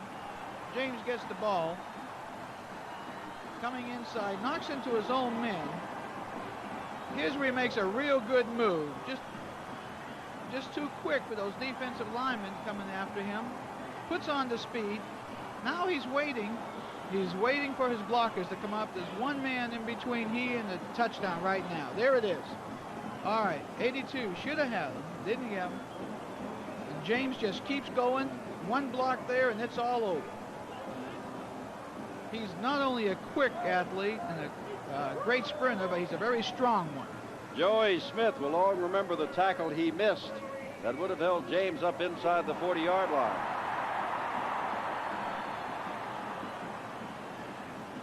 And just like that, Vanderbilt, which led at halftime 10-0, finds itself down 13-10 with Alan Duncan in to kick the extra point. And now Van Heflin and the Vanderbilt squad will have to show what they're made, as it is 14-10. The heroics by Roland James. Jim, it looks like we're seeing two games here today, the first half and now.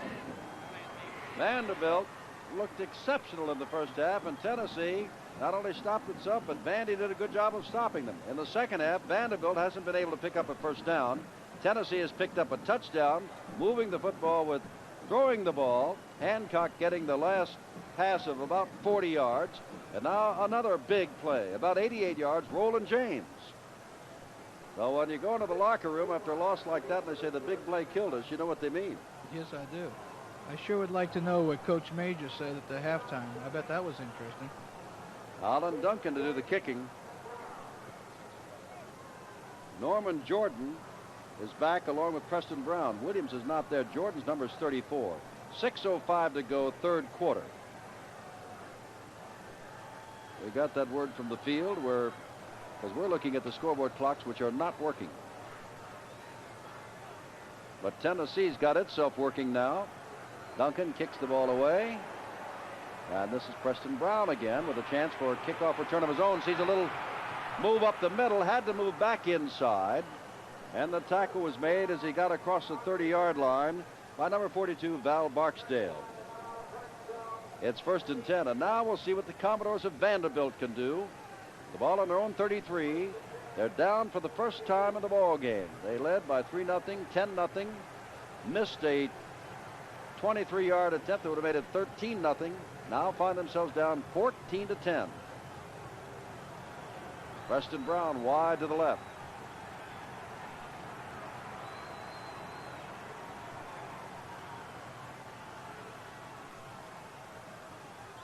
Van Heflin hands the ball off to Frank Mordecai, who with one big exception today, when he just stepped out, or he might have gone all the way for a touchdown, Mordecai has been almost negated today by the Tennessee defense.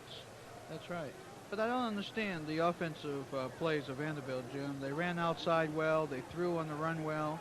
Van Heflin had the rollout off the veer very well, and they're not doing that at all the second half. Ball at the 36-yard line, 2nd down and 7 to go.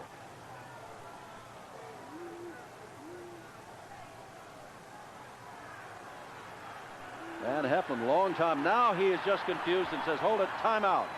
Timeout. And he'll probably go to the bench. No, he's not going to the bench. He's looking to the bench. They called time on him. He took too long. So that's the 5-yard penalty. He didn't call time. They did. Now from the 29. Vanderbilt has gone from a team that's been pepped up, running the football, throwing it as Bob said, to a team that looks slightly confused and gets called for too much time.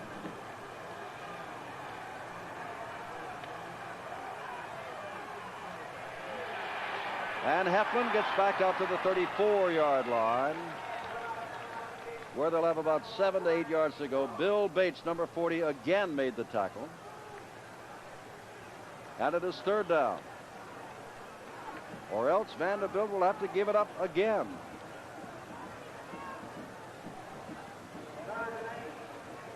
Brown comes to the right.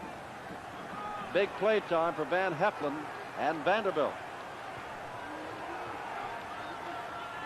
And Van Heflin rolls this way, has the time, fires the ball, first down to Brown at the 45-yard line with 4 yellow, oh, will they kill me for that, orange jerseys around him. Never told him I was colorblind. Did I watch this play? This is a design pass, straight back pass. He knows who he's going to throw to all the time. He's not even moving his head, as you can see. And it is a perfect pass. And this is what Vanderbilt's going to have to do more of, a little bit more of this to get back in this game. Ball on the 46-yard line. First down, Vanderbilt. The Commodores can move the football. They've done it against most teams. Well, Van Heflin couldn't even make the handoff there. He was so jammed up. I have no idea whether he wanted to make the handoff or just fake it, but he couldn't have made it had he wanted to. That's right. Tennessee just jammed him up. Bill Bates, again, the safety, playing right along the line of scrimmage, doing an effective job. He's listed as a free safety. Starts out in the backfield, but he's been closing fast. Second down and 9.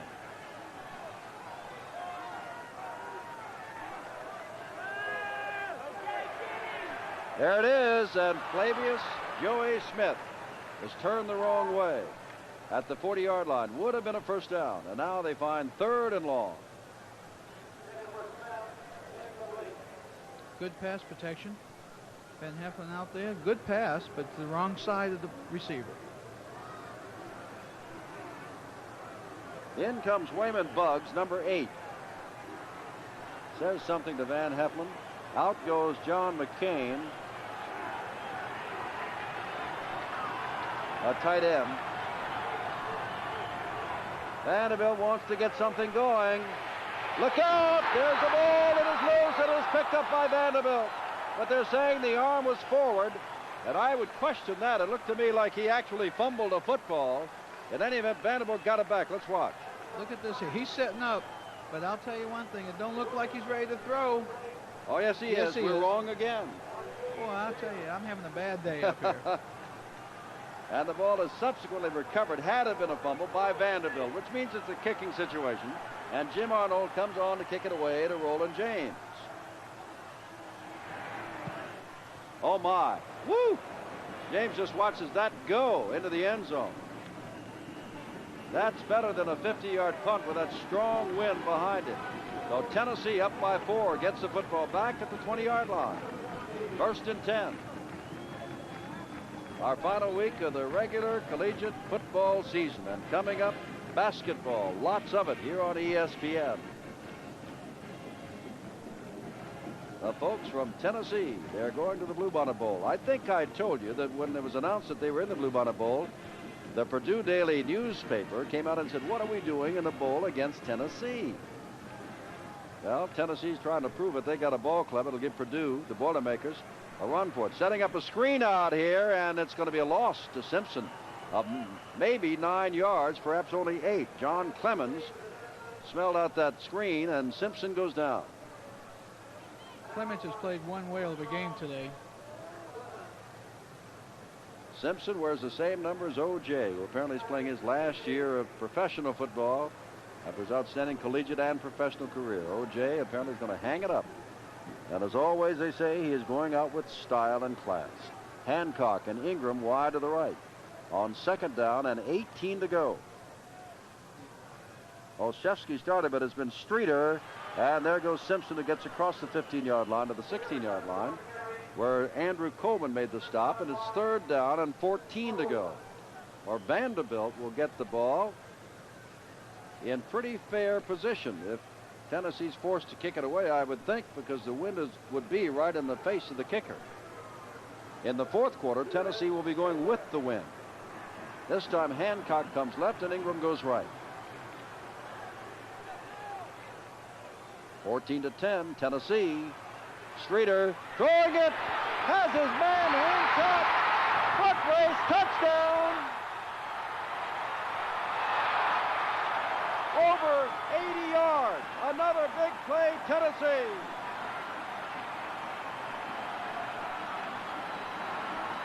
Hancock has caught 2 touchdown passes and both have been big bombs.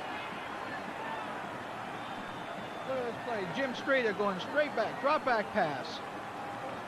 Has plenty of time, great protection.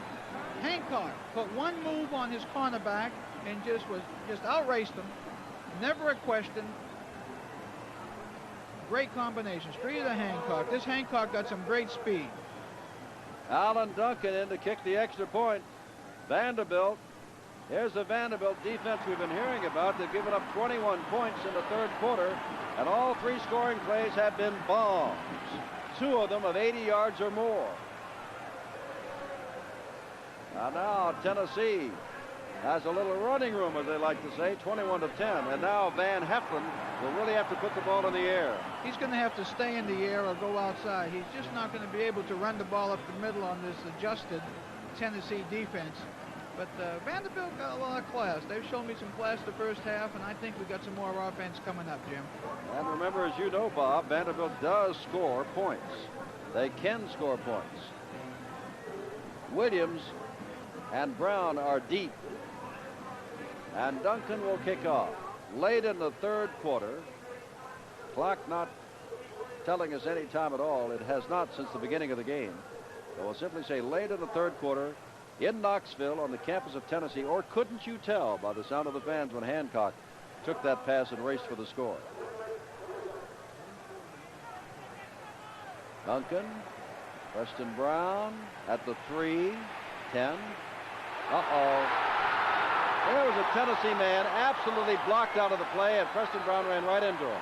And from the ground, he made the tackle. I don't understand that at all. Preston Brown had plenty of running room to his left or to his right, Jim, and yet he preferred to go up the middle over the man who was blocked out of the way. Watch this.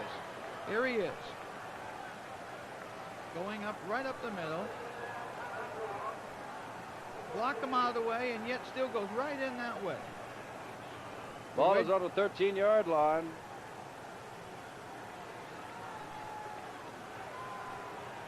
Well, it's a long way now for Vanderbilt. They need a big play of their own. They've given up 3 tremendous plays. And Heflin throwing on first down. Has a man wide open and doesn't hit him. Had his tight end, John McCain, wide open and threw behind him. Wait. Second down and 10. Jimmy had great protection. No one near him. Plenty of time. The man was open. That's the kind of thing that happens when you get a little bit rattled. Vanderbilt's offense, you talk about the defense giving up 21 points third quarter. The offense has not been able to do anything at all here in the third quarter.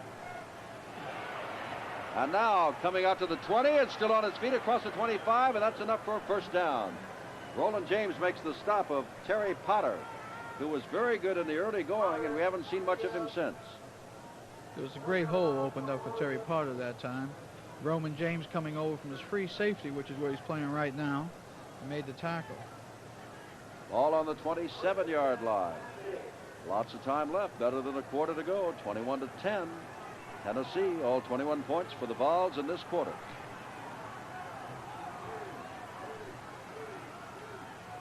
Handoff. Nope. Van Heflin keeps it for himself and gets across the 30-yard line. He does run that veer well, and the flag went down. Flag went down right in the middle of the pile. And let's see what this is. Tennessee was pointing at Vanderbilt, and Vanderbilt's walking toward Tennessee. Now Tennessee's got the idea. They're turning around the other way. Usually when a quarterback carries a ball and a bunch of people go down on him, if it's a flag, it's usually against a defensive team. Jim, one of the major adjustments that Tennessee made at halftime was on the middle guard, Mark Burns, who is a freshman. He played the whole first half. They do not have him in there now. but they do have Carlton Gunn in there right now. Ball on the 45.5-yard line. First Jim, down. This is the quarterback, the second-string quarterback White, that's calling the offensive signals from the sideline for Vanderbilt. And Heflin has his man, and this time Joey Smith hangs on to the football at the 45-yard line. That's almost enough for a first down, and Van Heflin goes to the air. Flavius Joey Smith, a junior from Cooksville, Tennessee, where his father is a doctor. Second down and short yardage, perhaps a half a yard. Vanderbilt trying to show that the Commodores are not done yet. Preston Brown comes wide to the right. I'm sure that offense with Van Heflin and Mordecai Potter believes in itself. And Heflin fakes the pitch out. Everybody screams, but he's got the first down, which is the big deal. Bill Bates makes the stop. First down at the 43-yard line of Tennessee.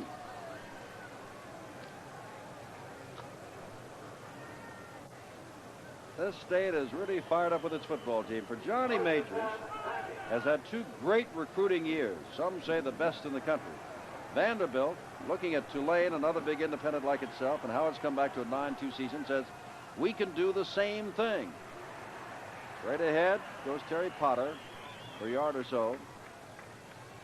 I keep looking at Preston Brown working on Wilbert Jones and wondering if they will go to him, because Preston Brown has got blazing speed. And that is the end of the third quarter. Third quarter's all over, and for Tennessee it was a great one. They got 21 points, two long passes to Hancock, and the 88-yard punt return by Roland James. At the end of three quarters, it is Vanderbilt 10, but Tennessee 21. Jim Simpson, Bob Sign, fourth quarter. Vanderbilt has a second down and 9 to go from the 43, and there might have been some movement in the Vanderbilt line. That's what Tennessee is saying, and Vanderbilt must agree to that, a legal procedure of motion, and so it's a 5-yard penalty. Terry Potter's been the big ground gainer today for Vanderbilt. Looked like Mike Ralston. The quick tackle was a little bit too quick on that, and so it's going to be second down and 14. And Mordecai goes out, and Mike Dunster comes in for Vanderbilt, number 20. In there with Potter. You wonder whether or not Mordecai's come in to block, or whether they're going to use him on some kind of running play. He looks like he's trying to get out of the backfield. Van Heflin's throwing back over here to Potter. He's in a lot of trouble. A lot of trouble. That's a loss of 5 yards on the play, back to Vanderbilt territory. And now it is third and about 20. That was a misdirection play, and I got to say something, that was misdirected.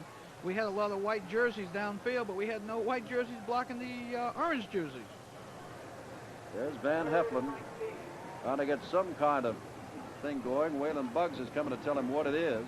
Buggs last time was mad at himself. He got within about 2 yards of the first down, made the catch, but it was fourth down. Mad that he had not gone far enough downfield. Well, he's got to go about 20 yards downfield this time. Van Heflin has time, delivers the football, and it's intercepted by Spradlin.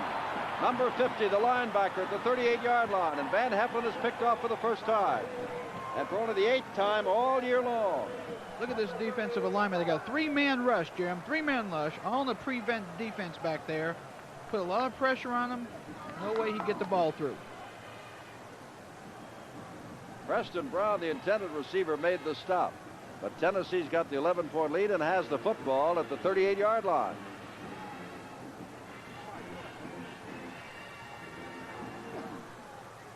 Long count by Streeter, dropping back on first down. This is a surprise. Overthrew Harper, and right there was number 22, Mark Brown, with a possible chance for an interception, but couldn't get to it. But you'd think up by 11, first down, 38-yard line, Tennessee would stick to the ground, but Streeter loves it. He's having good success in the air. He says, I got something to prove to those Purdue people, I imagine. He said, they think we're not. Who is this Mark Herman anyway? That's right. Let me get a handle on him. That'll be down in Houston in the Blue Bonnet Bowl. Second down and 10, and look at this. Everybody coming this way. The pitch back and knocked out of bounds at the 45-yard line is Terry Daniels, number 43. Knocked out of bounds there by Jim Sherman, a sure tackler. for the Vanderbilt team in the secondary. Third down and a long 2 yards to go. Ball just over the 45. They've got to nudge it over the 48. It's hard to believe that we're in the first month of December, first week of December, the holiday month that starts the end of the regular NCAA football season and begins the basketball season. Now, time does fly when you're having fun, right? Right. Streeter, pitch back. Berry's going nowhere. Matter of fact, he lost on the play. Now it's fourth down, and unless Tennessee is really in a gambling mood, Vanderbilt's going to get the ball back. Swindoll, Moore, and Brown all in on the stop. And John Warren has already broken out onto the field.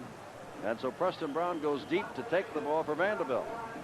So the interception by Van Heflin, he's got to feel a little better. The defense held Tennessee. And he'll get another shot. It'll be difficult to tell when there's a flag on the play. There's all kinds of paper, debris on the field, very high, and Preston Brown a better call for a fair catch there at the 13-yard line. But it's 1st and 10.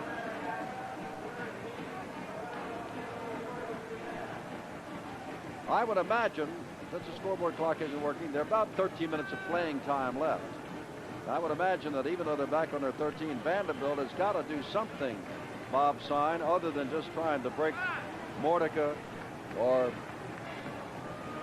Potter across the line of scrimmage inside the ends. They're going to have to go back to putting the ball into the flats, not the bomb. They're not that far down. They got plenty of time. Into the flats is their forte right now.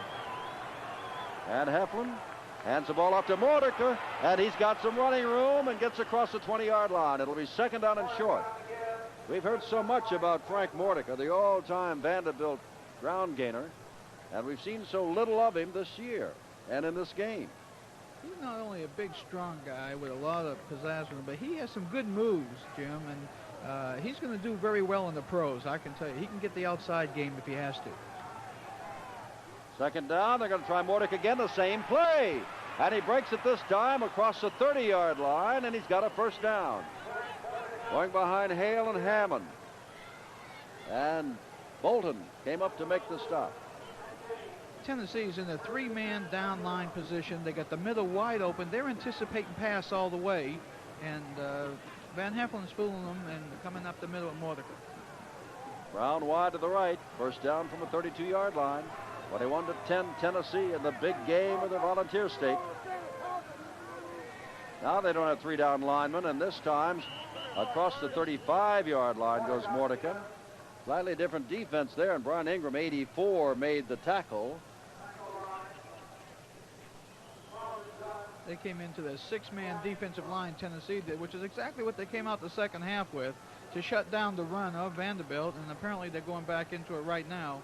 But watch out for those flats with Van Heflin rolling out off of that veer. Whit Taylor's no longer flashing the messages, the plays to Van Heflin. The wide receivers are bringing them into him.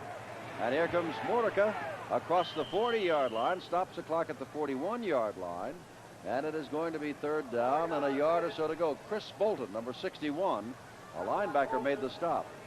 Well, here's a big play for Vanderbilt. They've moved the ball from deep in their own territory, inside their own 15, across their 40. They now have 3rd down and a yard to go.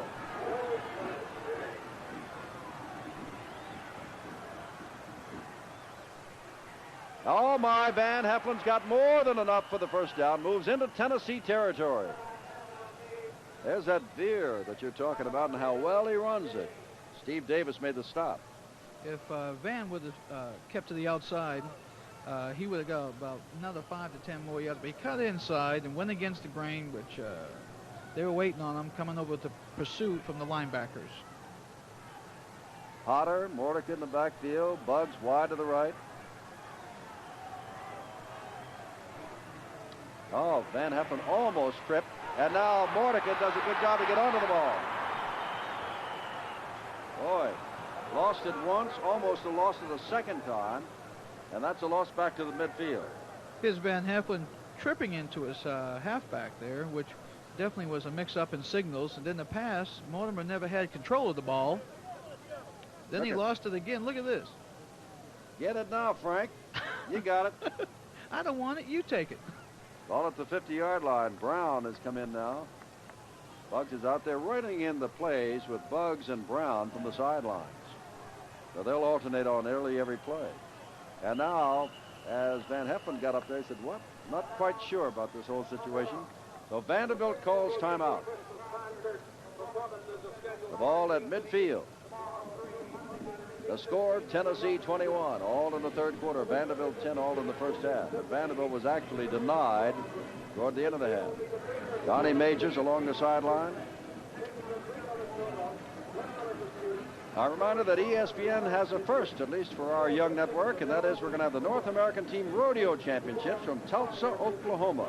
The Twisters of Tulsa against British Columbia, who won the Canadian Team Rodeo Championship in 1979 earlier this year.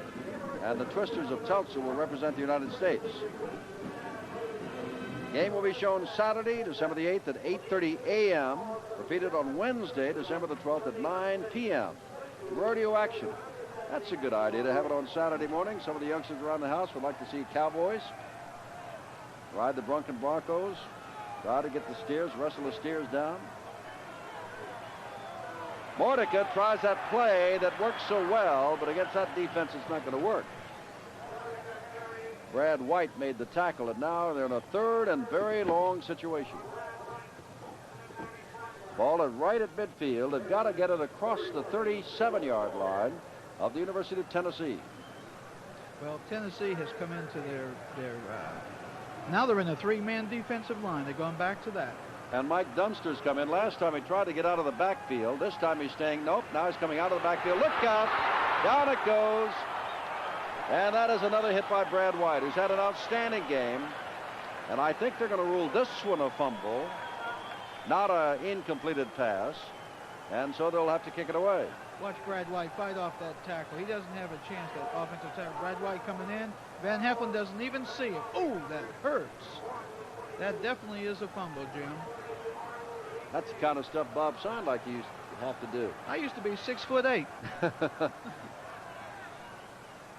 Now Arnold had kicked the ball away. He is kicking against the wind, and it is not a good kick. Now Barksdale watches it go out of bounds at about the 32-yard line. And now the momentum has definitely shifted to the orange side of the field. That is Tennessee.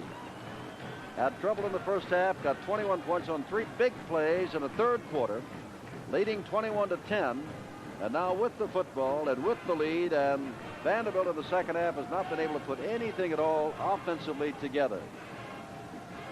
Streeter has gone nearly all the way after they told us he might see some action. Gary Moore and Terry Daniels, 33 and 43, are the backs now. James Berry and Hubert Simpson apparently getting a rest, waiting for Purdue in the Bluebonnet Bowl down in Houston, Texas. You look down the lineup. They're going to bring the ball back for a moment. Now, this is another one of those delayed calls here, and I'm wondering what this is. They're bringing the ball all the way back. Now, how many minutes has it been? 1 or 2 since they got the ball down there? That's right. I did not see a flag. I did not. Well, you can't with all the debris that's on the field. But this reminds me of that California-Stanford game. Touchdown scored, disallowed. And about 3 minutes later, they said touchdown. Now, there was a kick here, and the penalty apparently is on Tennessee, but they do get the football because it was kicked to them. And if it's a personal foul, it's going to be at least the 4th. No, holding is called. But that is a delayed call. That had to be after the punt, and after Tennessee got the ball. And it also has to be after about 2 or 3 minutes standing around. That's right. Because there's no flag thrown. I was just looking down Tennessee. They've got so many freshmen and sophomores at so many skilled positions that this is going to be some kind of team that Johnny Majors is putting together down here in Knoxville. Ingram is wide to the right. That moves the ball all the way back inside the 20 to the 16-yard line. Remember, Daniels and Moore are the setbacks. And Streeter coming out, and he's going to throw the ball intended for Ingram at the 29-yard line. In hot pursuit was Mark Brown. Incomplete, second down, and that's the second time deep in his own territory that Streeter on first down has opened up with a pass. Well, Streeter's a pretty good rollout quarterback, but I'm surprised he's throwing way down there, and especially in the type of a defense that the Vanderbilt Commodores are in right now. They're in pass defense. They're anticipating pass, and Streeter's going to have to think about his ground game right now.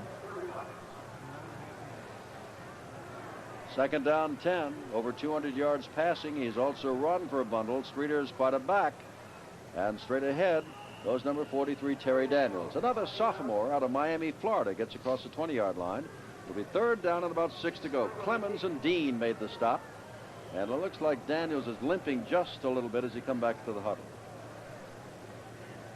See the shadows as they spread over the field here in Knoxville, Tennessee. Streeter coming out as time has been called. Coming out to see what it is he should try to do on third down and about 6. A reminder that the basketball season starts this weekend. We've been showing you international basketball, men's and women's. Speaking of that, here in Knoxville, the Soviet women were extremely impressive. And they're moving on, and you'll see them against other teams here, UCLA, Old Dominion, Delta State, on ESPN. But the NCAA men start also. Got more than 150 of those games coming up. That's just what it says. Exciting college basketball all season long. In our first month, we will have UCLA, Louisville, Brigham Young, and North Carolina on our network. And check your standings. They're right up there in the top 10, all 4 that I just mentioned. Well, the star of the show, I would imagine, would be the fellow in your picture right there, Jimmy Streeter. He's come out, did not start. Jeff Olszewski started. Streeter came out, threw the ball, and Hancock has hauled in 2 long passes for touchdowns, one of 40 and one of 80. And, of course, Roland James returned a punt 88 yards, and that's the story for Tennessee. Vanderbilt came by theirs a little bit harder. Streeter back. Streeter looked like he's going to throw, and he's not going to get it. Gets back to the 21-yard line, and it's 4th down. And Vanderbilt, and I wish we could check on the time again. Vanderbilt still has time, Bob Son. Yes, they do. And Gurley made a very nice play on that. He contained from Streeter going outside.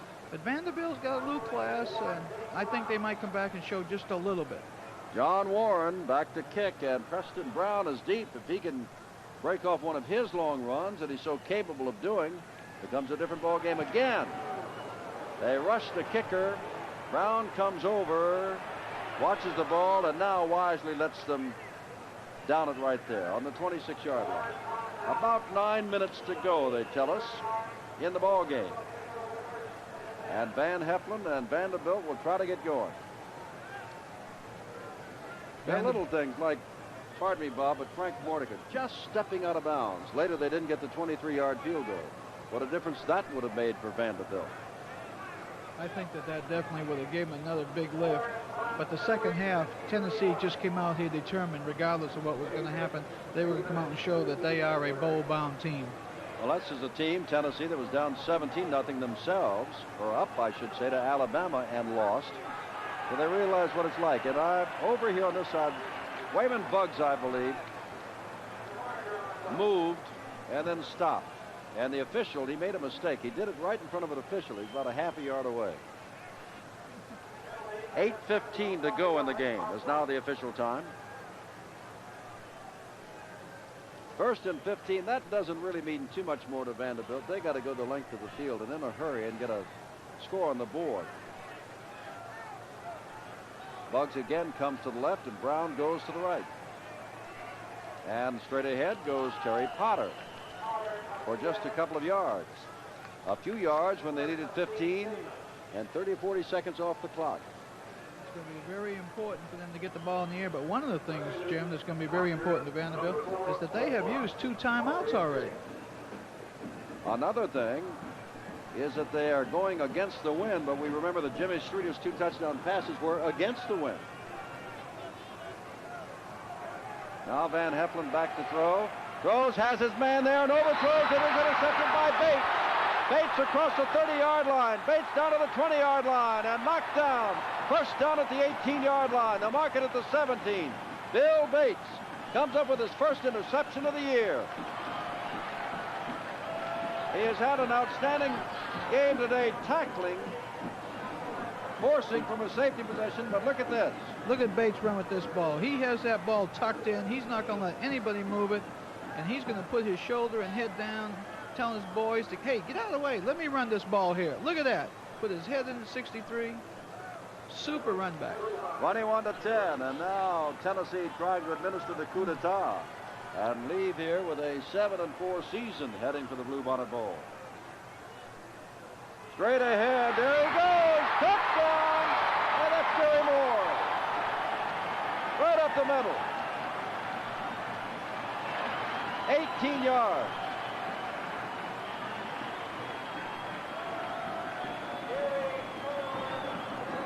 Here it is. Here's Streeter. Vanderbilt's in a 4-man defensive line. Great offensive blocking. Look at that hole. Put a truck through it. They took Swindle right out of there.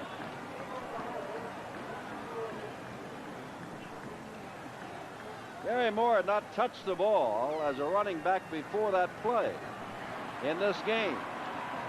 And now it is 28-10.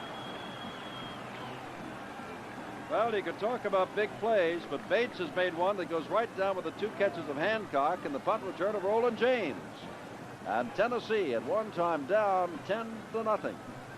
Finds itself up 28-10.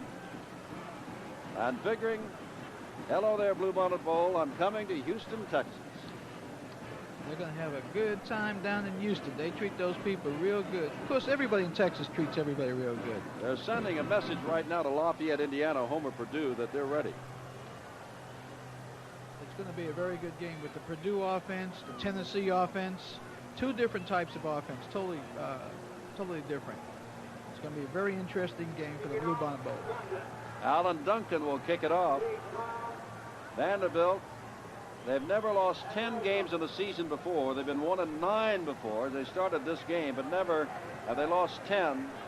And the Commodores, I'm afraid, are about to just do that. There's Preston Brown. He's got that speed trying to get outside, but look at the Tennessee pursuit. That's what their fans want to see. And by the way, a good many of the 84,000 plus have left because they're watching a lot of this kind of play. Preston Brown trying to get a block, but there's no one around to help him block. They say, Preston, you do it yourself, Hoss. You're the one. Yeah, on a cold afternoon such as this, those sitting in the shade are taking a straight beat on a heated car and home. Those in the sunlight, they can afford to sit there for a while. Ball at the 14-yard line. Time is called, and Tennessee's the one that called timeout. They probably want to get some experience in there, some of their freshman ball players, before they go to the bowl game for next year. Well, we started to talk about all of the freshmen and sophomores. Bates, who intercepted that ball, is a freshman. Mark Burns, who's starting at middle guard, is a freshman. Jones is a sophomore. Kofer, who's not played too much today, but he's a defensive left end, is a freshman. And on offense, it goes the same way, because you can see Terry Daniels is a sophomore.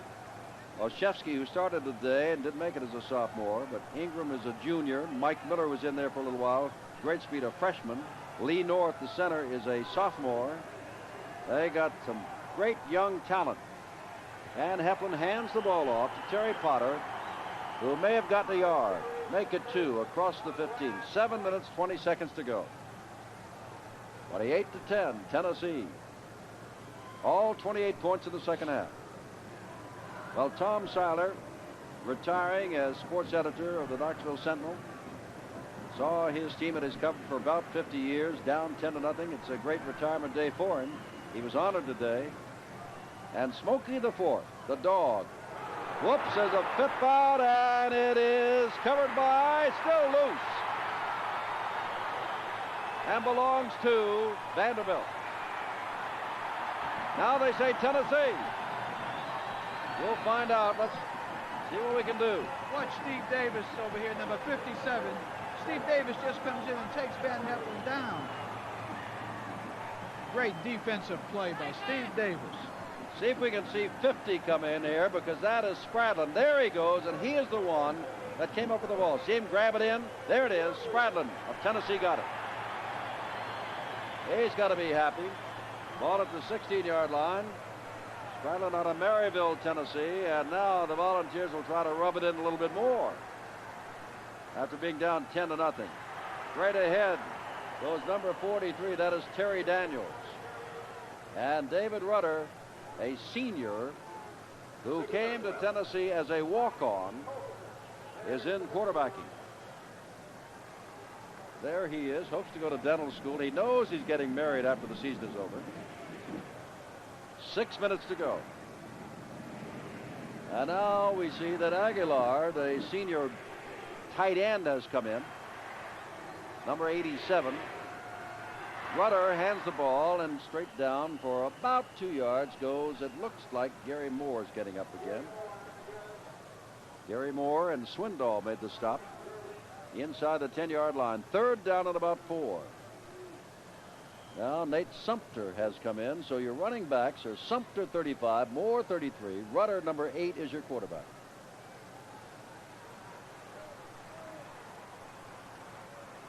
Well, Vanderbilt made a big game of it, but the depth of Tennessee and the look out.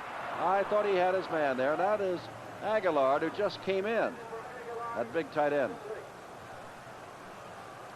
Streeter has been a star today, along with Hancock and Roland James. This is David Rudder. He rolling out to the right. He throws a very nice ball. It just overthrew the man, but he has a good arm on him, and he can throw distance as well as pinpoint accuracy. Alan Duncan, who won that Kentucky game, outstanding kicker, will try a 27-yard field goal. A little more experience for the... He's got it. Veteran kicker. Now the turnovers are going Tennessee's way, and they're running away from Vanderbilt. On the other hand, we've been talking a lot about Tennessee, but what about George McIntyre and Vanderbilt? They haven't won a Southeastern Conference game since they won here over Tennessee in 1975. Last year, Tennessee blitzed them 41-15. And right now, it looks as though Vanderbilt, for the first time in history, is going to lose 10 ball games. The only game they won, they beat Memphis State. They lost a couple of those in the last seconds. Been a little bit tough for Vanderbilt. George McIntyre has his job cut out for him. As you can see, there's Preston Brown, one of the men back there. Looks like Norman Jordan is the other, number 34, as Duncan kicks off. Brown watches this. It's a live ball, and is going to stay right there. I bring this up quite frequently. He may not have only gotten out of the 5 or 10-yard line, but Kyle Rote, you're from the Southwest. You know Kyle from SMU. He used to say that is an offensive play. And when you're down and you need something, maybe you can go all the way. That's the way he, as an offensive man, thought. Now, Preston Brown, probably from a coaching standpoint, did an outstanding thing by simply staying there and give him a first down at the 20-yard line. But Rote always thought, man, give me the ball and I can go all the way. Whit Taylor's in at quarterback now. He's a sophomore. Whoops. Their flag's down. Steve Davis jumped, and he's saying that he was brought offside.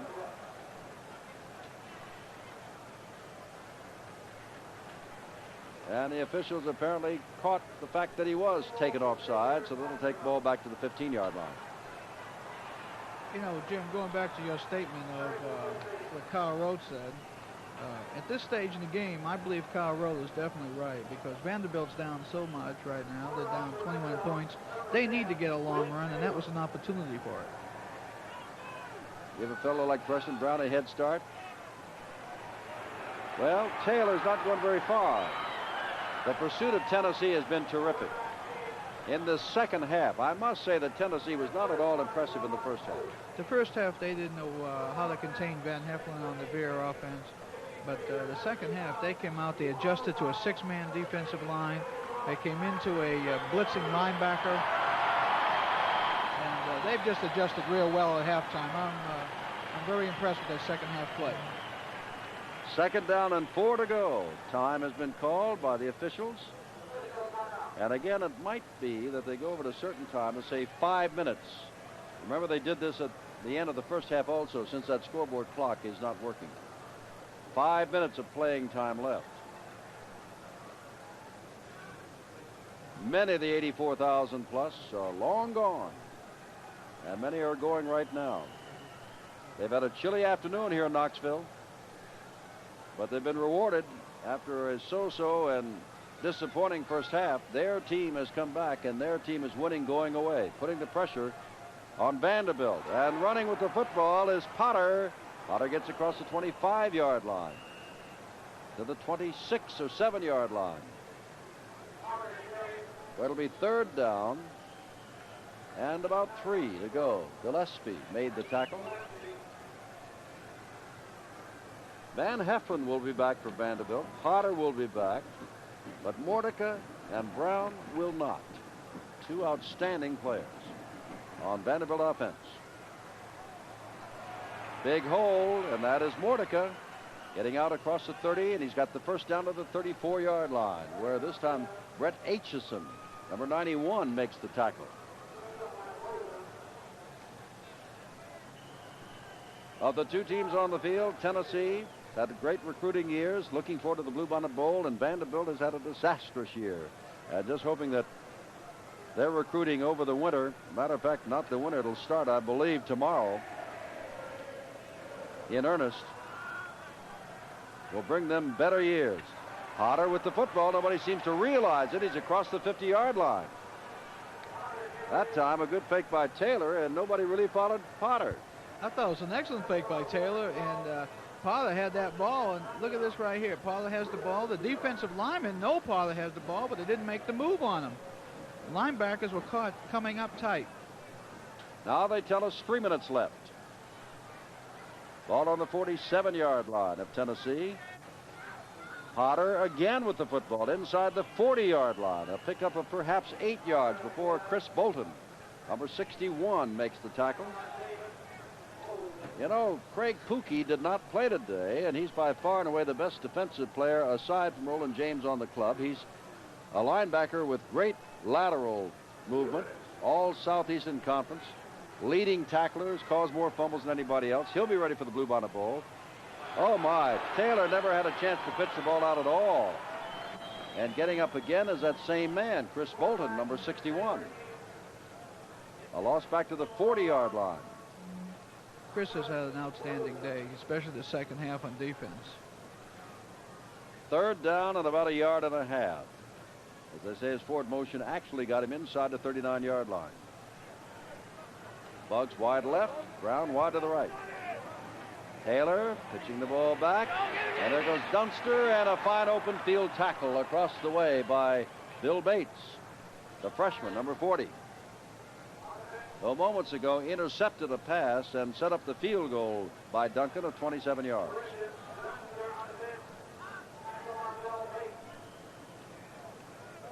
Well, ESPN has enjoyed its collegiate football season. I hope you've enjoyed it with us. Now stand by for college basketball coming up. Much of that will be live, including several of the tournaments.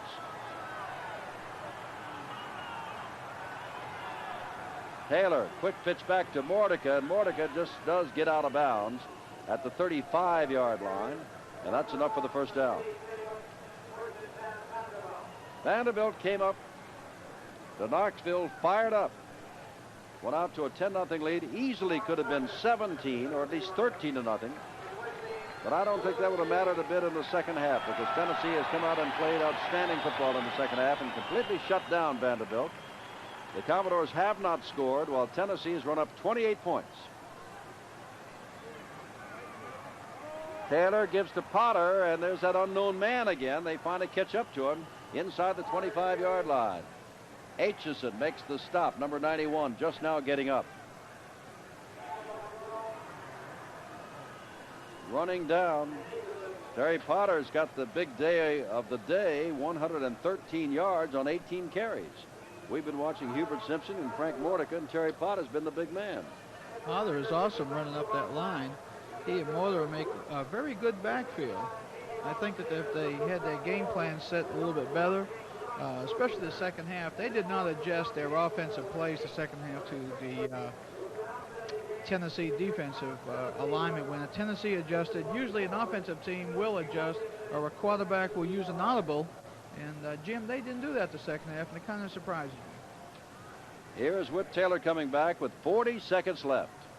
Our congratulations to the University of Tennessee and their staff. They're going to wind up the regular season 7-4. And our hopes for Vanderbilt that things will be better in the seasons to come, as they're going to wind up 1-10. They probably wish I didn't have to say that. Taylor fires the ball, and the receiver, Brown, was cutting in, and Taylor went to the outside with the throw. About 10 seconds left.